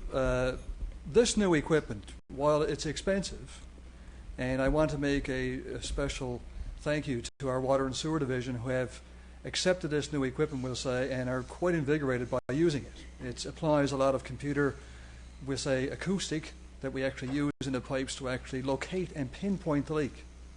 So this year in particular, they're very proud to say at this point in time we're batting, as I know Councillor Edwell will always refer to the baseball numbers, we're batting 9 for 9 right now on our leaks. We've now sought and just repaired 9 of the leaks of the 25 that we know in a pinpoint accuracy, we would call it. Once we excavate on top of where we have determined the leak to be, the leak is there. So we're actually using it right. We are using it, and we actually have with us in our employ this summer for a student, is a Master of Engineering student, who's helping us with this technology and allowing us to actually understand it even better. So it's been tremendous success, and a big thank you to the Water and Sewer Division for doing this. A home run, you might say, yeah. The second thing, in relation to the quantity of water, Yeah. and assuming, this is just our criteria we use to actually calculate the volume of water, assuming the pressure of the water is at 40 psi and it's a half-inch size leak, which is about, I'm going to be conservative to the size of the leaks we find, each leak runs us 45,000 litres of water in a day, each leak that we find. And we can turn that into a cost. So the cost of that leak in a day is $25 a day. You take that and turn that into those leaks in a year, that one leak is $9,000 a year. That one leak. That one leak is going to cost us $9,000 a year. So those 25 leaks, if they're existing for a year, and some of them have been existing for a year and longer, is running us over $200,000. Can we say then that the water bill we paid last year, which was several million, that $250,000 of it would have been represented by these 25 leaks, assuming they had existed for a full year? If they were existing for a full year. Now, we also need to be cautious. These are leaks that we know. Every system, every water system that you can think of always has a certain degree of leakage. Yes. You'll never stop that completely. These are to do with aging pipes, cracks in the infrastructure, or what have you. So the invigoration we have to find these leaks is high. So we are seeking them. This machine has long paid for itself already. And this machine, by the way, is this machine that we utilize to actually pinpoint the leak. The other system that we purchased that we're looking forward to getting moving soon is an active leak detection that will go out now, and we'll actually have sensors on various valves and hydrants within the city, and we can start to look for leaks that we might not otherwise know. Some of these leaks we know because residents call us, they hear it. Yeah. Or we have leaks in our streets and we see the water on the side of the street or in the shoulder. We know there's other leaks, so we'll be searching those next. That's pretty impressive, though. But 400 million litres, it's mind-boggling. It's a lot of water. It certainly is. Anyway, carry on, Councillor Stiles. The other item we have is the Deputy Mayor Locke referred to it earlier, is the community gardens. And of course the meeting was held on May 25th, and as he said, there was well over 30 people there. And we are in the process now of working with the Green Team and having our own community garden, similar to the one that they have in Masonic Park. And as I said a number of times, Masonic Park has their own garden, and it's absolutely lovely.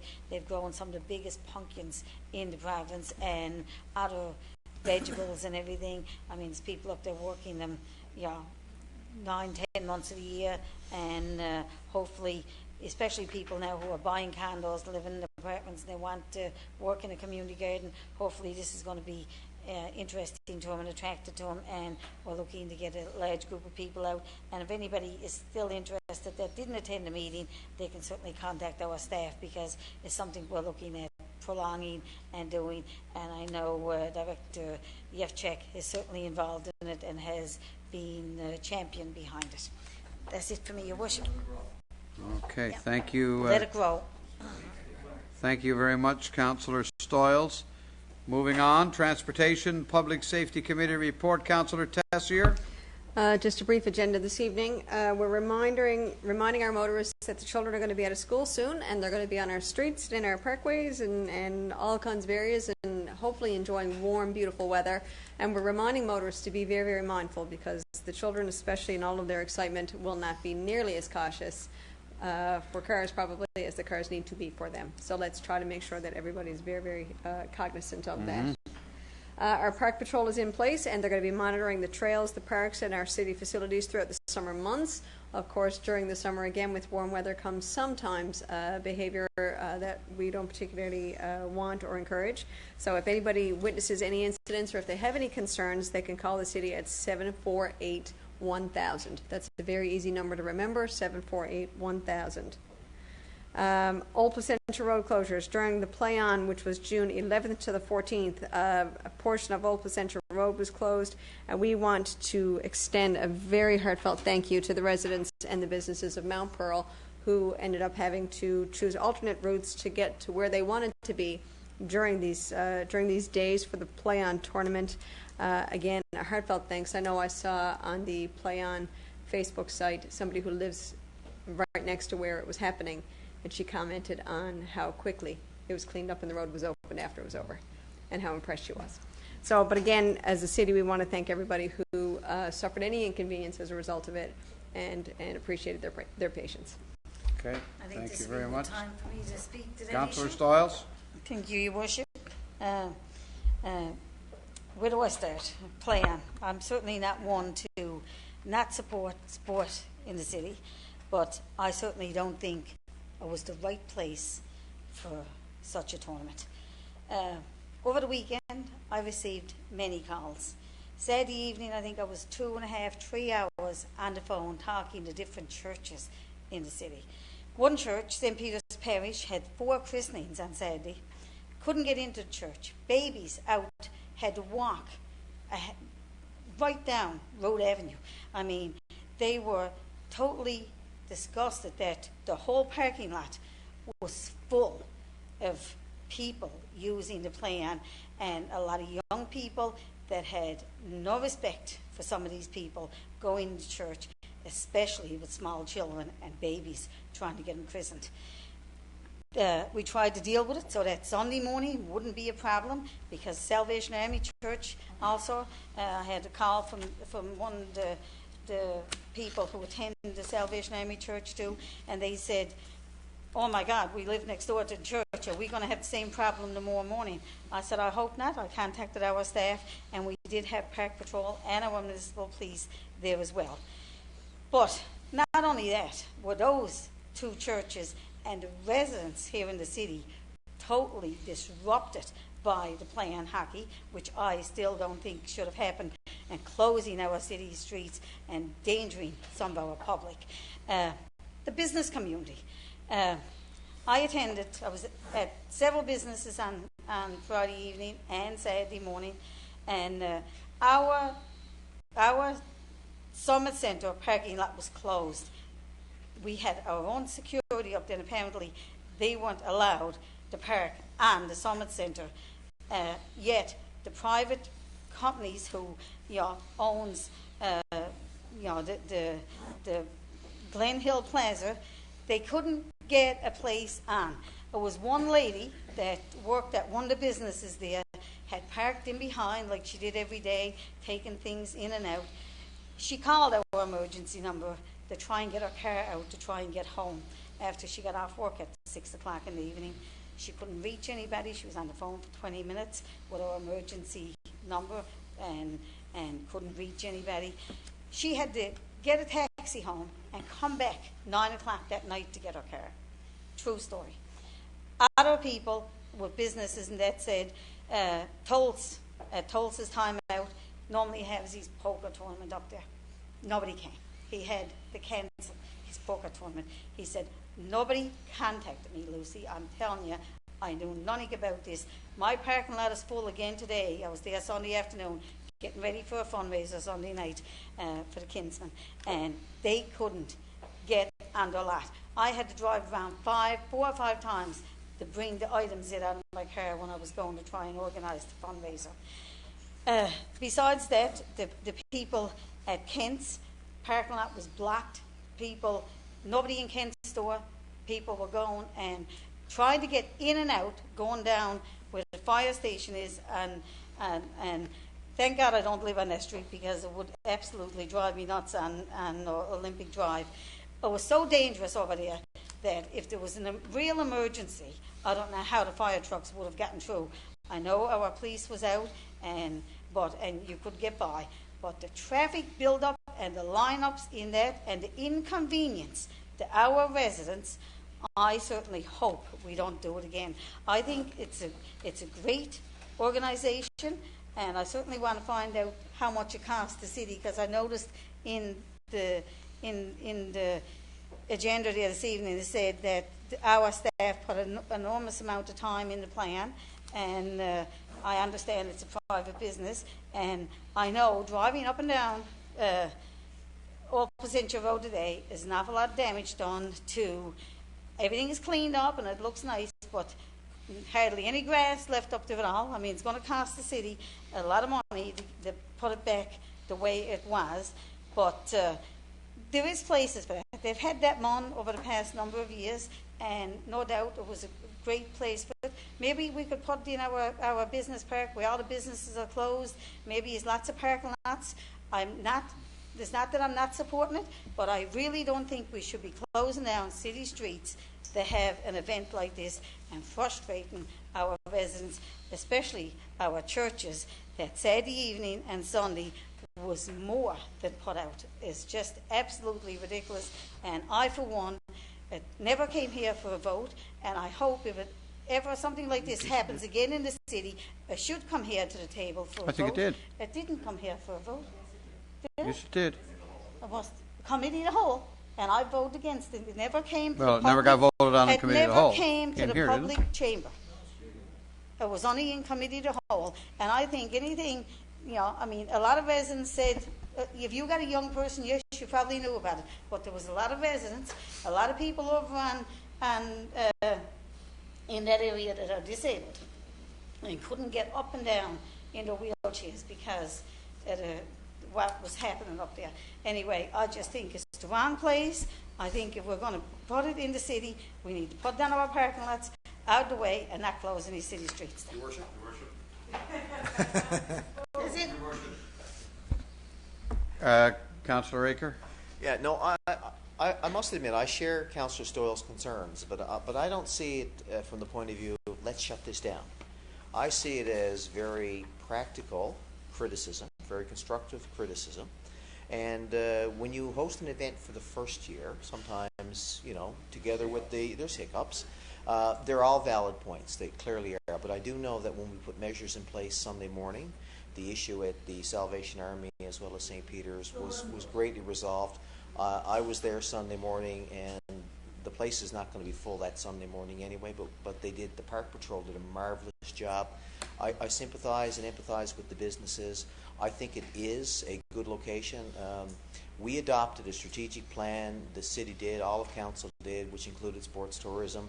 I think it's consistent with that. And all I would ask you, Councillor, is that basically let's refer this to committee. I think, as the Deputy Mayor just whispered in my ear, this is perhaps more about a hiccup as opposed to a make or break set of events, right? I still support Play On, but next year, clearly, as you articulate, it has to be a little bit different. Councillor Ledwell? Thank you, Your Worship. And I sort of concur with Councillor Aker. Actually, I do concur with Councillor Aker. I do regret that some of the issues that Councillor Stoyles has identified have happened. But as Councillor Aker rightly says, when you host an event for the first time, you're bound to have hiccups. You're not going to get everything right the first time. As a volunteer, I've been involved with countless events over the years, be it Frosty Festival, City Days, and when you introduce a new event, there's always room for improvement, and I think this is the case right here. Quite frankly, I guess I can sum it up with this. We had 565 teams of young people in this city having a great time on Saturday and Sunday, 3,900 young people. And to be frank, I'm more concerned about that than I am about 30 people playing poker on Saturday afternoon. So I hope we do it for a number of years to come. Your Worship, I just want to... Hang on, we're not having a debate. No? We're not having a debate. Deputy Mayor? Your Worship, I just want to speak to, in the committee, and I didn't touch it in the IPW committee, and I should have, my oversight. It did indicate in the committee that, or the report, that our crews did put some time in there, but it's work they would have done anyways. The asphalt had to be patched along Old Placentia Road. We just sort of patched it, knowing we put it in a different priority, knowing that 4,000 youth and 20,000 visitors were coming to that part of the city right there. So it's not like we used up overtime hours or anything like that. It's work that would have been done. We just prioritized it. To Councillor Akers' point about our sport tourism strategy, I think it falls nicely within that. I received all compliments about it. I didn't get anybody from the church. I didn't get any business owners. I got some business owners that couldn't believe it, like all the raincoats and all the little rain ponchos were sold out, that their sales had gone up for their fast food and other products. So it was, from their perspective, the business perspective, they welcomed it. They said, we hope this continues forever and a day. It was a great event. The families liked it because it was a family outing. Some said it was different from the concerts in the park that we had years ago up at the track and field, where we had 20,000 people there. They weren't in favor of that necessarily, but they liked this because it was a family mix. My mother went up, in her 70s to watch her grandson play, and I was up there, early in the morning when it started, and it was just a nice community feel to it. There's no doubt. I mean, they've been running the regatta how many years? 100 and some odd years. They still have hiccups. There's still events that things happen, and you have to adjust. I'm not dismissing any of the issues that Councillor Stolz raised. There were people inconvenienced, but I'm not suggesting that we throw the whole event out because of that. I think these are all manageable issues that have been identified. Maybe in cooperation with Play On, maybe more services. In terms of people not knowing, I mean, this has been advertised. I'm going to say probably 4 to 5 weeks in advance. It was on the radio. It was in the newspaper. It was in the media. It was all over. It was on our website. So for people to come and say, I didn't know that Play On was happening I don't know what else we could do other than call every individual household and tell them. Maybe we could do with our new the alert system. We could have done that. So again, I'm not dismissing what Councillor Stowell said, because they're all valid concerns. But I think for a first off event, and we debrief, we find out. I know Director Collins has met with the Play On people, and any of the issues that were raised during the event, they were very accommodating. They worked very well. They were very well organized. They set it up quite quickly and broke it down quite quickly. So again, to Councillor Akers' point, let's bring it back to committee. Let's have a look at the issues that Councillor Stolz has raised and some residents have raised, and let's see if that's something that we can manage in future events. And I do know that Director Collins wanted to make a comment there, Your Worship. Director Collins. Just a couple of brief, broad strokes of it. I know there's been a buzz about Play On the past week or so. What was unique about Play On is the magnitude of it, certainly. The fact that the city essentially came into the mix of Play On relatively late in the game. When we started talking about Play On, it was the end of March. So when you look at the operating of, say, the Glacier and the Summit, and the challenges when it comes to contractual obligations with users that have already had bookings, things like that, that certainly played a little bit of hiccups when it came to the overall organization of the event, and certainly at a new site, and that's new for Play On. When it came to the businesses and the community groups, there were certainly things I think the organization Play On itself and the city could do better in the future. We did debrief this morning, and I won't go into the details. What I would suggest is we'll do up a report, and for a subsequent meeting, we'll provide a recommendation based on the debriefing and some hiccups we noticed, some suggestions back and forth. But to Deputy Mayor Locke's point, I have to say with Play On, they were extremely responsive to any inquiries we had and any suggestions we had, so I certainly will say that. So just a couple of comments. We don't have another contract to do it again next year. It was a one-off, and that my understanding? I mean... No, we have the right to do it for 4 if we want. We have the right to do it for 4 years if we want. Is that the case? Correct. We essentially in the contract, we can try it for a year. We have a certain amount of time now to decide if we would like to continue it, but there is a 4-year contract if we so choose. So will we look at other locations to do it? That's something I think maybe in a report might be best. Any other comments on this? I never received, and I even asked, sent out an email to council asking for any negative comments on any of this thing. I will take exception to one of the comments that Councillor Stoyles made, and really only one. Well, there's a bunch of things she said I think that can be challenged, but the closing of streets and endangering the public, that did not happen. The general public in Mount Pearl at no time were endangered.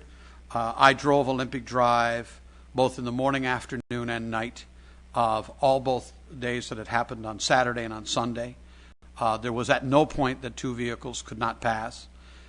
We received no commentary at all from our fire and emergency services, which actually live on the street, that they were blocked in or that traffic could not move.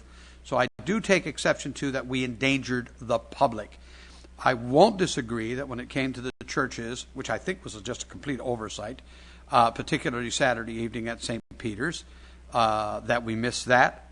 I challenge the situation as it relates to Kent's store and the businesses from the pizza shop that exists next to Tulsa's Time Out Lounge through to the Fireside Eatery at the Summit enjoyed business receipts, the likes of which they've never seen in their lives.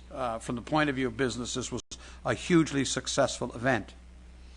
I'm satisfied, as I say, that for me there wasn't, and I'm the mayor of this city. If anybody is going to hear this stuff, take it from me, I hear it.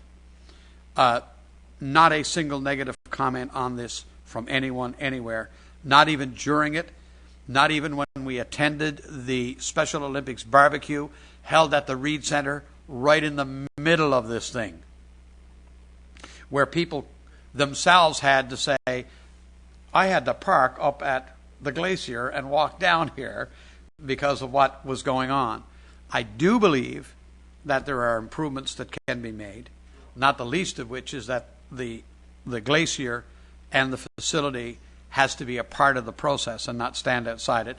This year it did. We actually had a different event happening on Saturday at the glacier. That should not happen in future with this. I would say that. Otherwise, I have to say I think it went marvelously, and you know, we can look for another location if you want, but a 4-lane road that has no business on it, no exit or egress on it, no homes or liviers on it, and that everything serviced on the piece of street that we closed can be accessed by 4 different routes, leads me to believe there isn't a more ideal location. But you're going to bring it back to committee. I do believe the postmortem needs to happen. And like I say, the only thing that I would take umbrage with your comment, Councillor Stoyles, is that somehow we were endangering the public. And in actual fact, I honestly believe that was not the case. But we inconvenienced some people, I have no doubt. But we do that with city days when we have the band play till 10 o'clock Sunday night. We inconvenience people. Anyway, we are actually up to new business, so we will do that now. Deputy Mayor. Well, my first item was play on, so I guess I'll. So let's not talk about how well play on went. Yes. Just kidding. Sorry, Your Worship. Play on. To what Councillor Tessier was saying about the children and out on the summer break and that, but I was asked to bring this up tonight, and I will. It was discussed here before, Your Worship, on the crosswalk at Ruth Avenue and Michener, where it intersects with Michener and Lindbergh. And several residents have called in, well, a couple, one in particular on numerous occasions. And the concern is that when the crosswalk lights up, the green light lights up. So a car that's leaving from Michener to turn left onto Ruth or right onto Ruth, they're going through the intersection while the children are walking across the crosswalk. I witness this myself as I bike ride to school some mornings, that sometimes there's 2 little pods of kids that they have the walk symbol, and one group of 6 or 8 leave, and then there's probably a 15-foot space, and then the other group of 6 or 8 leave. And I've witnessed cars that have actually pulled in between the children on the crosswalk. So this lady's request, and the spirit of the request is, and I think we've got to look at this at our transportation or public safety committee level. Can we somehow shut down, turn on the walk signs, because I see it at other crosswalks, where only the the walk signs are lit up, and there's a 4-way red. Give the kids 20 seconds, 25 seconds, to get across the intersection, and then you can turn on the green lights. The hazard seems to be with this green light for motorists coming on simultaneously with the walk sign for the pedestrians. And also the fact that the motorists are just impatient. They're not waiting for the children to cross the road. So I'd ask if that can go back to committee. We can Infrastructure, Public Works. Can we somehow time the crosswalk? Can we look at it? I raised this years back. There was concerns about stacking on Ruth Avenue, but there's got to be a solution here because there's been too many near misses. And as I say before, I'd rather be proactive than reactive, because if heaven forbid someone gets injured, I'll guarantee something will be done at this council, in this council chamber, and I don't want that to happen. So, I think we should investigate it. I think there's a solution out there, and certainly, we got to remind motorists, as Councillor Tessier said, that, in a school zone, you got to be alert all the time, but especially at crosswalks. We do allow, and I'm with you on it because I've seen it, I've watched it, I've encountered it a dozen times, both walking and driving. We do allow the traffic that's turning to turn into the walkers. Not sure why that happens, why we allow that. If the kids are walking across Ruth Avenue to the school, yes, we will allow people that are turning onto Ruth Avenue from Michener or from Lindbergh, they can actually turn onto the street at the same time the kids are walking, and they actually turn into the kids. Right. They turn into the people that are in the crosswalk. So what makes this unique is that this crosswalk is a busy one given kids there. Right. But it happens everywhere in the city. I don't know what the solution is other than your suggestion that you shut it down somehow. But anyway, Director Randall. It is something that we can look at, of course. It is something that exists at many intersections that are like this. It is something that recognizes there is a traffic flow that oftentimes is not through the crosswalk. It's oftentimes in the other side or going straight through. There is a law as well that recognizes that drivers have to yield to pedestrians in crosswalks. So even though you might have a green light, you still cannot go through that crosswalk with a pedestrian in it. You can consider to put in four-way stops if you wish to do that. That would require some traffic simulation and study to determine the extent of stacking that would occur to the next intersection. Mm-hmm. So it can be looked at, and we will certainly bring it back. Well, in my thought, and I've thought about it, I've looked at this thing in my own little amateurish way. The issue of stacking, right? What's stacking? We're not talking about a volume of traffic.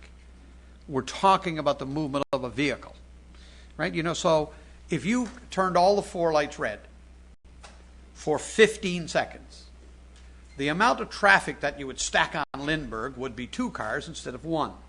On Michener, it would be 3 cars instead of 2. Mm-hmm. On Ruth, for that 15 seconds, remember now, you got the red light stopped anyway. The red light on Ruth is already there. It's going to stack because the kids anyways. are walking. So that stacking has already exists. Right. I just don't see it. The only issue is we have a problem, especially when it's busy traffic time.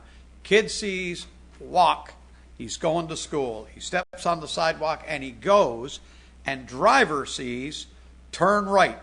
I have a green light. And he's got to cross either in front of, behind, or through that kid. And what the rule is the rule doesn't protect anybody if the bumper meets the child. Isn't there a law, though, that says you can't proceed through a street if children are on a crosswalk? The law, yes, there's a law. There's a thing that says I've got insurance, so it doesn't matter if I speed. Right. Come on, the kid gets hit is my problem. Right.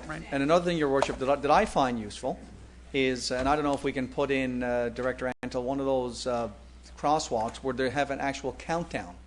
So the pedestrian knows you got 15 seconds, 14, 13, before the walker comes off. So then at least they can assess, okay, I'm not going to leave now because there's only 2 seconds left.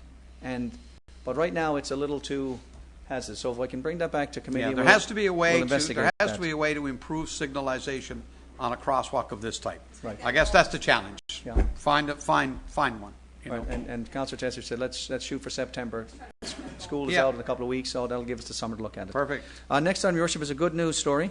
I want to recognize and send out, heartfelt congratulations to Mr. Reg White. We all, I think Reg was Citizen of the Year, and I knew Mr. White as a referee in my playing days. I wasn't always on the same side with Mr. White because he taught me how to play hockey properly, and on many occasions I was sat in the penalty box because of that.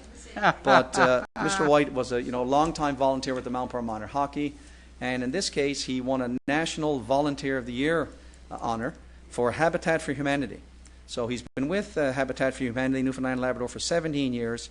He's been involved in 30 builds in the province. He volunteers on a daily basis at the Restore here in St. John's, and he was just named this year's 2015 Habitat for Humanity Canada National Volunteer of the Year. So I just wanted to acknowledge that publicly, and I would ask your worship if under your penmanship you could send a letter of congratulations. Long done. And I know that Mr. White also made some little poker sticks that you liked for the cleanup. He had 2 years in a row. So he's in your good books already. already. And we've ordered more for next summer. Perfect. So congratulations to Mr. White. I'm even going to add a little something to you there. We also had a meeting with the local executive director of Cabot Habitat in Newfoundland. Right. We have directed and instructed our planning department to try and find us a piece of land. We would very much like to have a new build in Mount Pearl, Good idea. and we want that build to be in Reg White's honor. Oh, very nice. And Very nice. if we can do it. If we can do it. Right. But we're struggling to find it now. There are developers out of this city everywhere. One of them got a piece of land. Yeah. Come on, Yeah. give it up. All right. Councillor Yevchek with something to say to Sorry. all this. Sorry, Deputy Mayor. Your Worship, just to follow up on that, we have been reviewing locations, and I do believe that we may have found a couple of sites for council's consideration that is actually city-owned land. City-owned land. I believe On so. top of that. Yeah, so we may be bringing this forward, well, we will be bringing this forward through our Planning and Development Committee. Wonderful. Hopefully at our next meeting, bring it back to council. Wonderful. Well, I'd love to do it in Reg's honor. I love to do stuff in people's honor when they're still with us. Right. And Reg is going to be around for years and years and years. Yeah. But and he just never stops. He's like the ever-ready battery. But what a tremendous award to win. Indeed. And so I think for Mount Pearl, it would be lovely for us to say we're going to have another Cabot Habitat build, and it's in Reg's honor. I think that would be great. I would agree. Yeah. Yep. Wonderful. Carry Last on. item, two items, sir. As you mentioned, we were to the Federation of Canadian Municipalities. One thing I want to bring up that was at the trade show, and I mentioned it to some of the councillors already, and perhaps Director Antle, I think, is this recycled rubber that they have now, these sidewalk 4x5 squares that some municipalities are using from the recycled tires.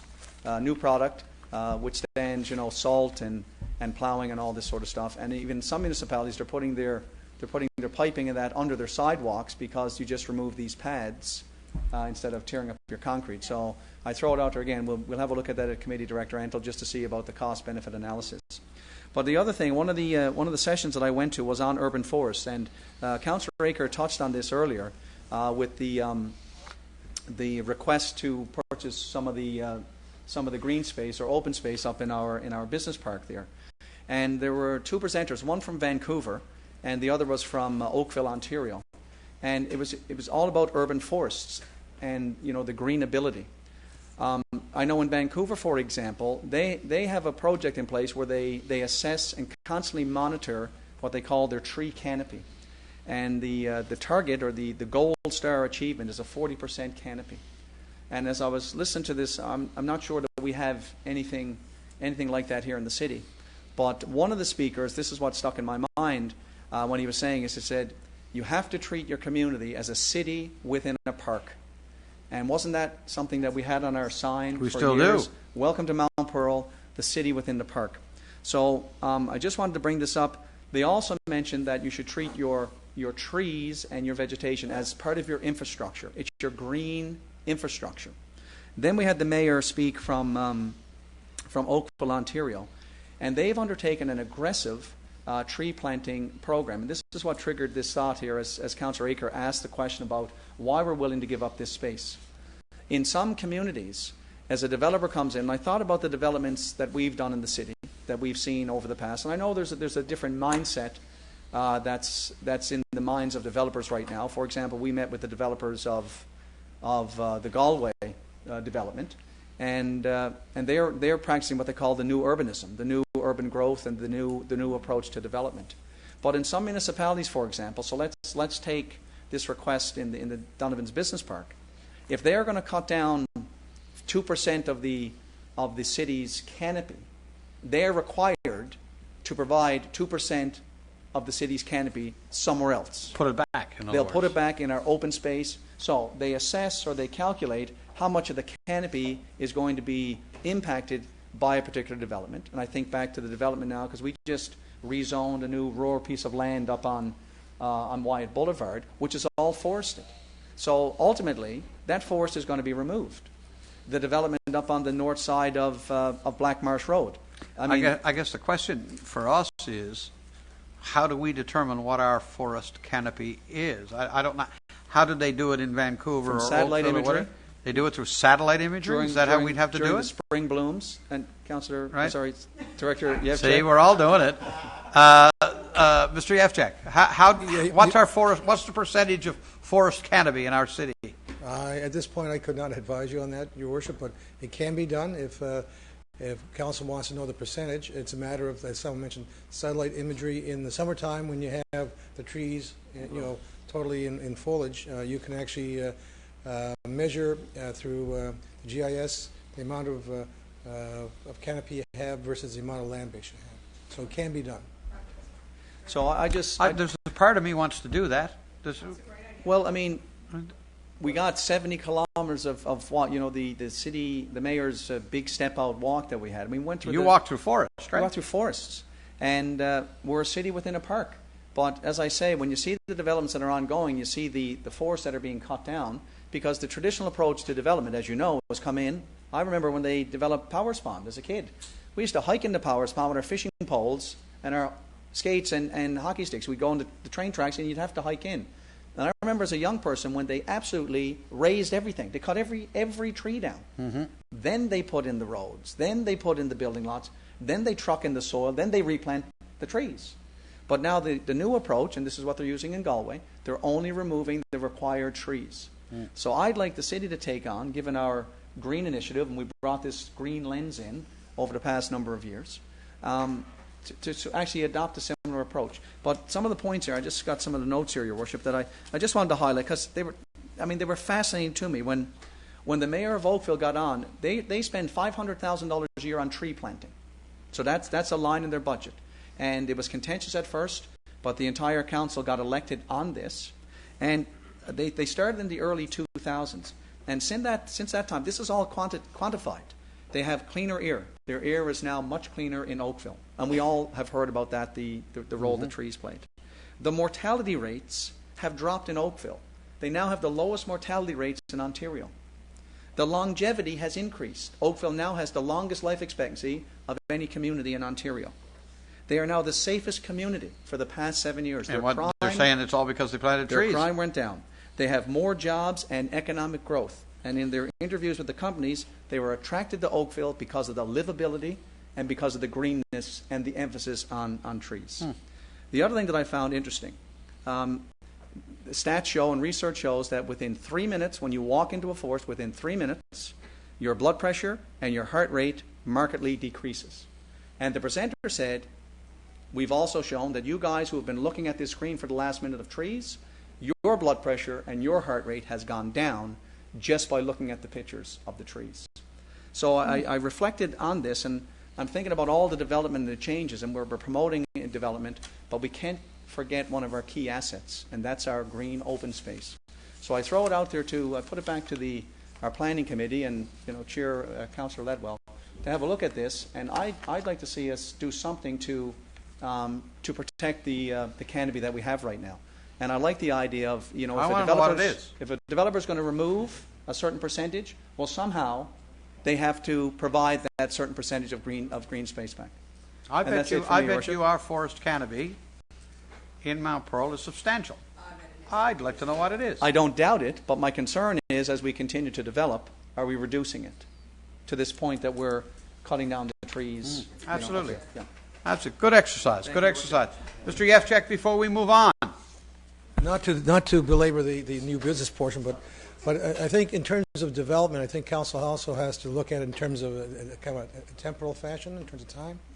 I mean, new developments, the nicest parts of old cities, many times they got developed on the basis of you know, new development with very little, you know, trees and so on.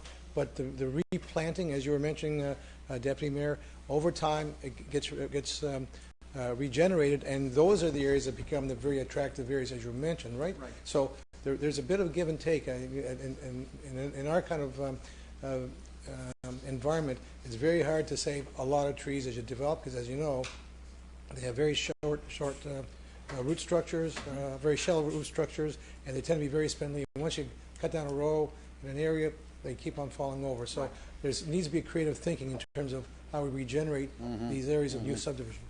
I agree with that, Director Yevchek, but I just wanted to be in our, at least on our radar now, like have it in our minds and bring it into our planning processes, that we somehow preserve the trees. I realize you can't develop north of Black Marsh Road without cutting any trees now. I know that's not feasible, but somehow bring some measures in place that, yes, we have an inventory. And protect as much as you can. We have an inventory of what we have there, and there are measures. Director Ansel just sent around a news item on Singapore, the most urbanized city in the world, 100% urban. And it's one of the greenest cities in the world because of how they treat their trees and how they replant. So I just wanted to bring that here, Your Worship, and bring it on, Thank you, on sir. the radar of the Planning Committee. Thank you, sir. Councillor Stoyles? Thank you, Your Worship. As I was going to pass on some information to Director Antle as well. While I was at the convention, I came across some information on control, salt control, and apparently there's no mixture out now that instead of salt is chemicals, and it's an Ontario-based company. So I have all the information, and it's 1/3 the price of salt. And apparently it is really good for the highways net, because animals are not attracted to it. So we had a meeting, actually there was a press conference yesterday with the Save Our People Action Committee, and I passed it on to the Minister of Transportation, and hopefully they're going to do a pilot project on it and look at it and see if it's something like, What's it called? I don't know if this works. I left the brochure in my car. I just thought I had it there, but it was at the convention, and I have all the information, everything to pass on to Director Antle. But the Minister was certainly interested in it when I passed it on to him yesterday, because I took 7 or 8 brochures at the convention and went back several times talking to him, looking for more information. And if it works, and if it is good as what they say it is, maybe it's something that we can use and do a pilot project, and hopefully the province might take it on. I like the idea. And do a project. Yeah, let's explore it. Because it certainly seems like it was a whole bunch of different things that it did, and the salt was the biggest thing, and like I said, it was 1/3 of the cost of salt, plus animal control was what caught my eye. And when you look at all the moose accidents, the moose come on the highway for salt. So I thought it was very interesting. I must have been there a half hour talking to him. Then I went back looking for more information when I got on the website and looking to see what they had. So it's very interesting getting away at these conventions. Also, Your Worship, I would like for you to send a letter of congratulations to Helen Hatter. Helen won the Speak Off for the Connect Club in Mount Pearl. Helen has a daughter, and she spoke publicly about her daughter in the Speak Off and the challenges with mental health and that. And she won the national Speak Off in Nova Scotia last week, and certainly would like for you to send her a letter. And she's going to go away again. To Atlantic she won, now she's going to national. Anyway, she certainly did a great job, and she said she don't normally do public speaking, but it was certainly great. And Good. I too want to pass on my congratulations to Reg White as well.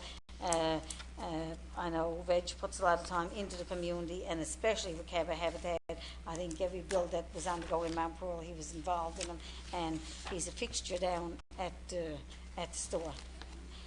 Also, Your Worship, Dee Lavagne's mum passed away. I'd like for you to send a card. That's Richard Lavagne's wife's mother-in-law, and they live in Halifax, and she passed away this past week. And of course, Dee and Richard are tremendous volunteers here within the city, and I know it's a sad time for them and their family. The Northeast Avalon Joint Council is meeting tomorrow night in St. John's, and anybody, they have invited the Minister of Municipal Affairs to come. I'm not sure. I haven't seen any correspondence the past few days, but usually the end of the year, this will be the last meeting now until September when they have their new executive in place, and it's going to be at City of St. John's, and they will be having refreshments down there, a barbecue. Yeah, they're having a barbecue, aren't they? And anybody who would like to go, they need to know. They need to know by this evening, but I'm sure if anybody wanted to go tomorrow, it's only informed them, so they can provide, the arrangements for it. And also, Your Worship, I was also wondering about our summer program. I know we offer the after-school program, not the after-school program, the program for the summer, students and that. And I'm just wondering, for the kids out of school, I know last year there was an overflow of people, and I think we ended up hiring extra staff towards the end, a few extra counsellors and everything. I was just wondering what our numbers are like this year, because last year there was a concern that everybody who applied couldn't get in, and if outside people were Are you talking about summer camp program? Summer camps. You mean like Last the year we accommodated everybody, but there was a large turnout, and that. I'm just wondering our numbers, if we have them yet this year, and how it's compared to last year, because I understood it's a big success, and we do a lot of. A couple of years ago, there was a big, a larger demand for camp. Since the community centre in Southlands has gone in, the demand has actually dropped a little bit, so there hasn't been the big, long wait list that there used to be, if that answers your question. Okay, so we... Yeah, everyone would get We're good to go. Everybody Correct. who was applied to get into summer camp, because I think it was a couple of people who bring their grandchildren home for the summer, and they try to get them in as well. Yep. So it's still openings in that if people want to put the... I'll have to double check if there's specific openings, but I'm not aware of anyone put on any wait lists or anything like that. Okay, thank you. That's it for me, Your Worship. Thank you, Councillor Tessier. I'm going to be very brief because it is late. I want to congratulate the Seniors Independence, Campion Gymnastics. A bunch of us attended their closing. It sounds weird to say closing in June, doesn't it? But their closing end of the season dinners, and I know that the Sport Alliance has theirs coming up as well. So it's always wonderful for everybody to take a breath and relax and enjoy their summer, and certainly gear up again for their September activities. Coffee Matters opened in Mount Pearl recently. I am so happy. I can't even tell you. Coffee Matters is a beautiful restaurant that's owned by two local people, actually. Scott and Cyril live in Mount Pearl. It's been their dream for a long time to open a restaurant here in Mount Pearl, and that has happened. It's a beautiful facility, and I would encourage anybody to go and check it out if you've got a caffeine hankering and if you're hungry, because the food is fabulous as well. There's a So that's your woman- 30-second ad. Does that get you free coffee? and No, donuts? gosh, no. No. No? I am very much a paying customer. I might have to get another job to support my habit. Oh, okay. I thought you might be getting free coffee out of the promotion or something. No, very I sadly. wasn't If I thought- criticizing it. I was wanting in on it. No, if I thought that only. There's a woman named Lorna Yard, and I hope that Lorna doesn't mind me using her name. Lorna has she created a project up in Masonic Park. She called it the Masonic Park Arts Project. Her father is a resident up there in the nursing home, and she noticed that while he has lots of nice things on his walls, a lot of the seniors up there did not have nice things on their walls. She created this art project. She matched up, or she went out, put out a call for artists. Now, I'm not sure how many people responded, probably 40, maybe more, maybe slightly less. And what she did is, without giving you the person's name, she matched each artist up with a resident, told you a little tiny bit about them, and you either created a piece or you took a photograph or you did something that they could have. You were giving it to them, you were donating to them to put in their room to help beautify Masonic Park, the nursing home. And on Saturday past, she had a beautiful reception where the artists actually got to meet the resident that they were matched with. And it was incredible. All I could think was, like, when we're old, please God we get old, and when we're old, that somebody would have the kindness to consider creating such a project for us. Anyway, I had the pleasure of being there. I got matched up with a lovely woman from Tickle Cove. She's incredible. And but to meet people and to meet the residents, and let me tell you, they were absolutely honored, thrilled. These residents of ours in Masonic Park, the nursing home, spent the whole afternoon going from piece to piece to piece, admiring the work that was done for them. Anyway, Lorna somehow I think it would be lovely if, from your penmanship, sir, And we're as going the to write mayor, some letters this week if you could acknowledge Lorna, for Mona. Lorna and her, I'm sorry, Mona, Lorna and her efforts, because it was for the residents in Masonic Park. We're really proud of that facility. We're thrilled that she actually took it upon herself to do this out of the goodness of her own heart. Absolutely no compensation, just because it was a lovely thing to do. Wonderful. Yes. Wonderful. That's it. Councillor Aker, Thank you, Your Worship. Canada Post, graffiti. No, I'm only kidding, Your Worship. you want to get going again? You want to try and play on? You want to do That 4-on-4 really hockey gets again? me going, though, I must say, right? But I did want to follow up, as the Deputy Mayor was talking about the green, the open space, the green canopy. And keep in mind that we sold that piece of land over in Donovan's, and that's really gravy to our budget. Now, I know we have other pressing needs and the like, but I'm sure we could look at it in corporate services, because You want to take a cut of the money? perhaps, Your Worship, because last year I know For in trees. partnership with TD, I think it's Green Streets Canada, Mm-hmm. there was a big plant done on a Sunday up on Mount Carson Avenue right there, and it's right up. I'm thinking that's what you're thinking in terms of replacing the canopy. I'm not sure TD is coming back to Mount Pearl this year. I see a nod there, and maybe now we have some matching money, we can make it a little bit bigger. I'm sure there's other needs for some of the money, but as of Saturday evening, it was like, I thought it was like $910,000, and I thought, geez, we won the lottery. But Councillor Yevchek The corrected importance me of a zero, with yeah. a comma and a zero and a decimal were in the wrong spots, right? Yeah. One final comment, Your Worship. Hockey Newfoundland and Labrador had their AGM this past weekend, and there's Yeah. a real Mount Pearl connection there, and elected to the board. I won't get into everybody, but re-elected to the board, we have Jack Lee, who's been involved with hockey here in Mount Pearl for the longest kind of time. Jerry Taylor, of course, has been involved. Our own city's own Don Kelly has been re-elected as the referee chief. And, of course, we have minor vice chair Ed O'Brien. He's the technical director with Mount Pearl Minor Hockey.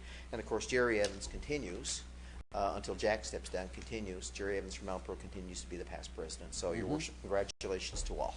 Absolutely. Councillor Ledwell. Thank you, Your Worship. I've got a handful of good news items, which I'll try to move through quickly. I'll try to be brief. I also wanted to congratulate Reg White, of course, on his award, as many others have done. It's just fantastic, very well deserved. I wanted to make mention of Coffee Matters, as Councillor Tessier has mentioned. I, too, want to get in on the free coffee, so congratulations to Scott and Cyril. Okay, no free coffee. Nod. There's no nudge, free nudge. coffee for you guys. Your Worship, I want to send a note of congratulations to the students of St. Peter's Junior High School. Of course, you and I and others attended an event on Friday morning at St. Peter's Junior High on Munden Drive. And, you know, we often hear negative about our young people, but this is truly a very positive story. The members of the social action team at St. Peter's Junior High, in partnership with their teachers, have created what they call a WE school. They're a WE school, and what they've done is, over the past number of years, they've raised $10,000 for the construction of a school in Africa. And I just think that is a wonderful thing. They've spent a number of years. Some of the students, of course, have now moved on to O'Donnell High School and perhaps others, and they're attempting to start similar initiatives in the other schools that they've moved on to. But I mean, they've done bake sales, they've sold sub sandwiches, they've done it all. But I just think to have that sort of awareness of what's going on in the world and to have that sort of commitment to raising some money to do this kind of good, I think really deserves a wholehearted congratulations wish there, because I think it's a great thing that they did. I just want to say a quick note of thank you to all those who participated in the 20-minute makeover. That, of course, is a city initiative we do every year. We've talked a lot about cleaning up graffiti and about the Waterford River initiative that we do every year. But of course, the 20-minute makeover is something that we do each and every year from May to June. And I think we had a number of businesses, organizations, individuals who have all gotten out and cleaned up. I think that's a great thing. And kudos to staff for putting off a little family fun day on the 6th of June, just to say thank you to those who took the time to get out. So all around a good initiative. Two last things. Of course, this is the time of year when a number of our community groups and organizations sort of wrap up their proceedings for the year, if you will, and wrap up and gear up for September. Just want to make note of the fact that the Father John B. Kent Council the Knights of Columbus recently held their elections, and of course the Knights of Columbus are a very important member of our community. I want to say congratulations to the newly elected Grand Knight, Mr. Matt White, who's a resident of the city. And I want to wish him well, along with his new executive. As well, of course, another one of our long-standing service clubs, the Lions Club. They do our Santa Claus Parade and any number of other initiatives. I want to say congratulations to newly elected President Ken Wiseman and his executive. I'm sure there'll be great things come from Mr. Wiseman and the Lions Club next year as well. That's it for me. Thank you. Thank you. Well, you've left me very little. The Big City Step Out is done. Adoptive Village is done. St. Peter's Elementary is done. You've done it all. I'm going to do two very quick little things. I want to offer congratulations to Melissa Thomas from the city of Mount Pearl. You may not know this, but Melissa Thomas won the Governor General's Caring Canadian Award this year, recognizing Canadians and permanent residents who have made significant, sustained, and unpaid contributions to their community in Canada and abroad. Melissa Thomas has been actively involved with the Ronald McDonald House with their Red Shoe Crew activity. She fundraised over $30,000 for the organization. She's a long-standing volunteer as well with the Boys and Girls Club. She serves as a mentor and leader there and has for over 10 years. And she's been involved as well actively in the organization's after-school programs. So to Melissa Thomas, we want to offer our congratulations and our heartfelt thanks from a caring community in Mount Pearl winning the Governor General's Caring Canadian Award. And way back in 1873, the Governor General established an award called the Academic Excellence Award to be awarded to young people across the nation who excelled academically. And this year, none other than a Mount Pearl resident is the winner of the Academic Excellence Award for Canada, and it's none other than a young gentleman that Councillor Aker mentioned a little while ago, and that, of course, is Brian Peach, son of our CAO.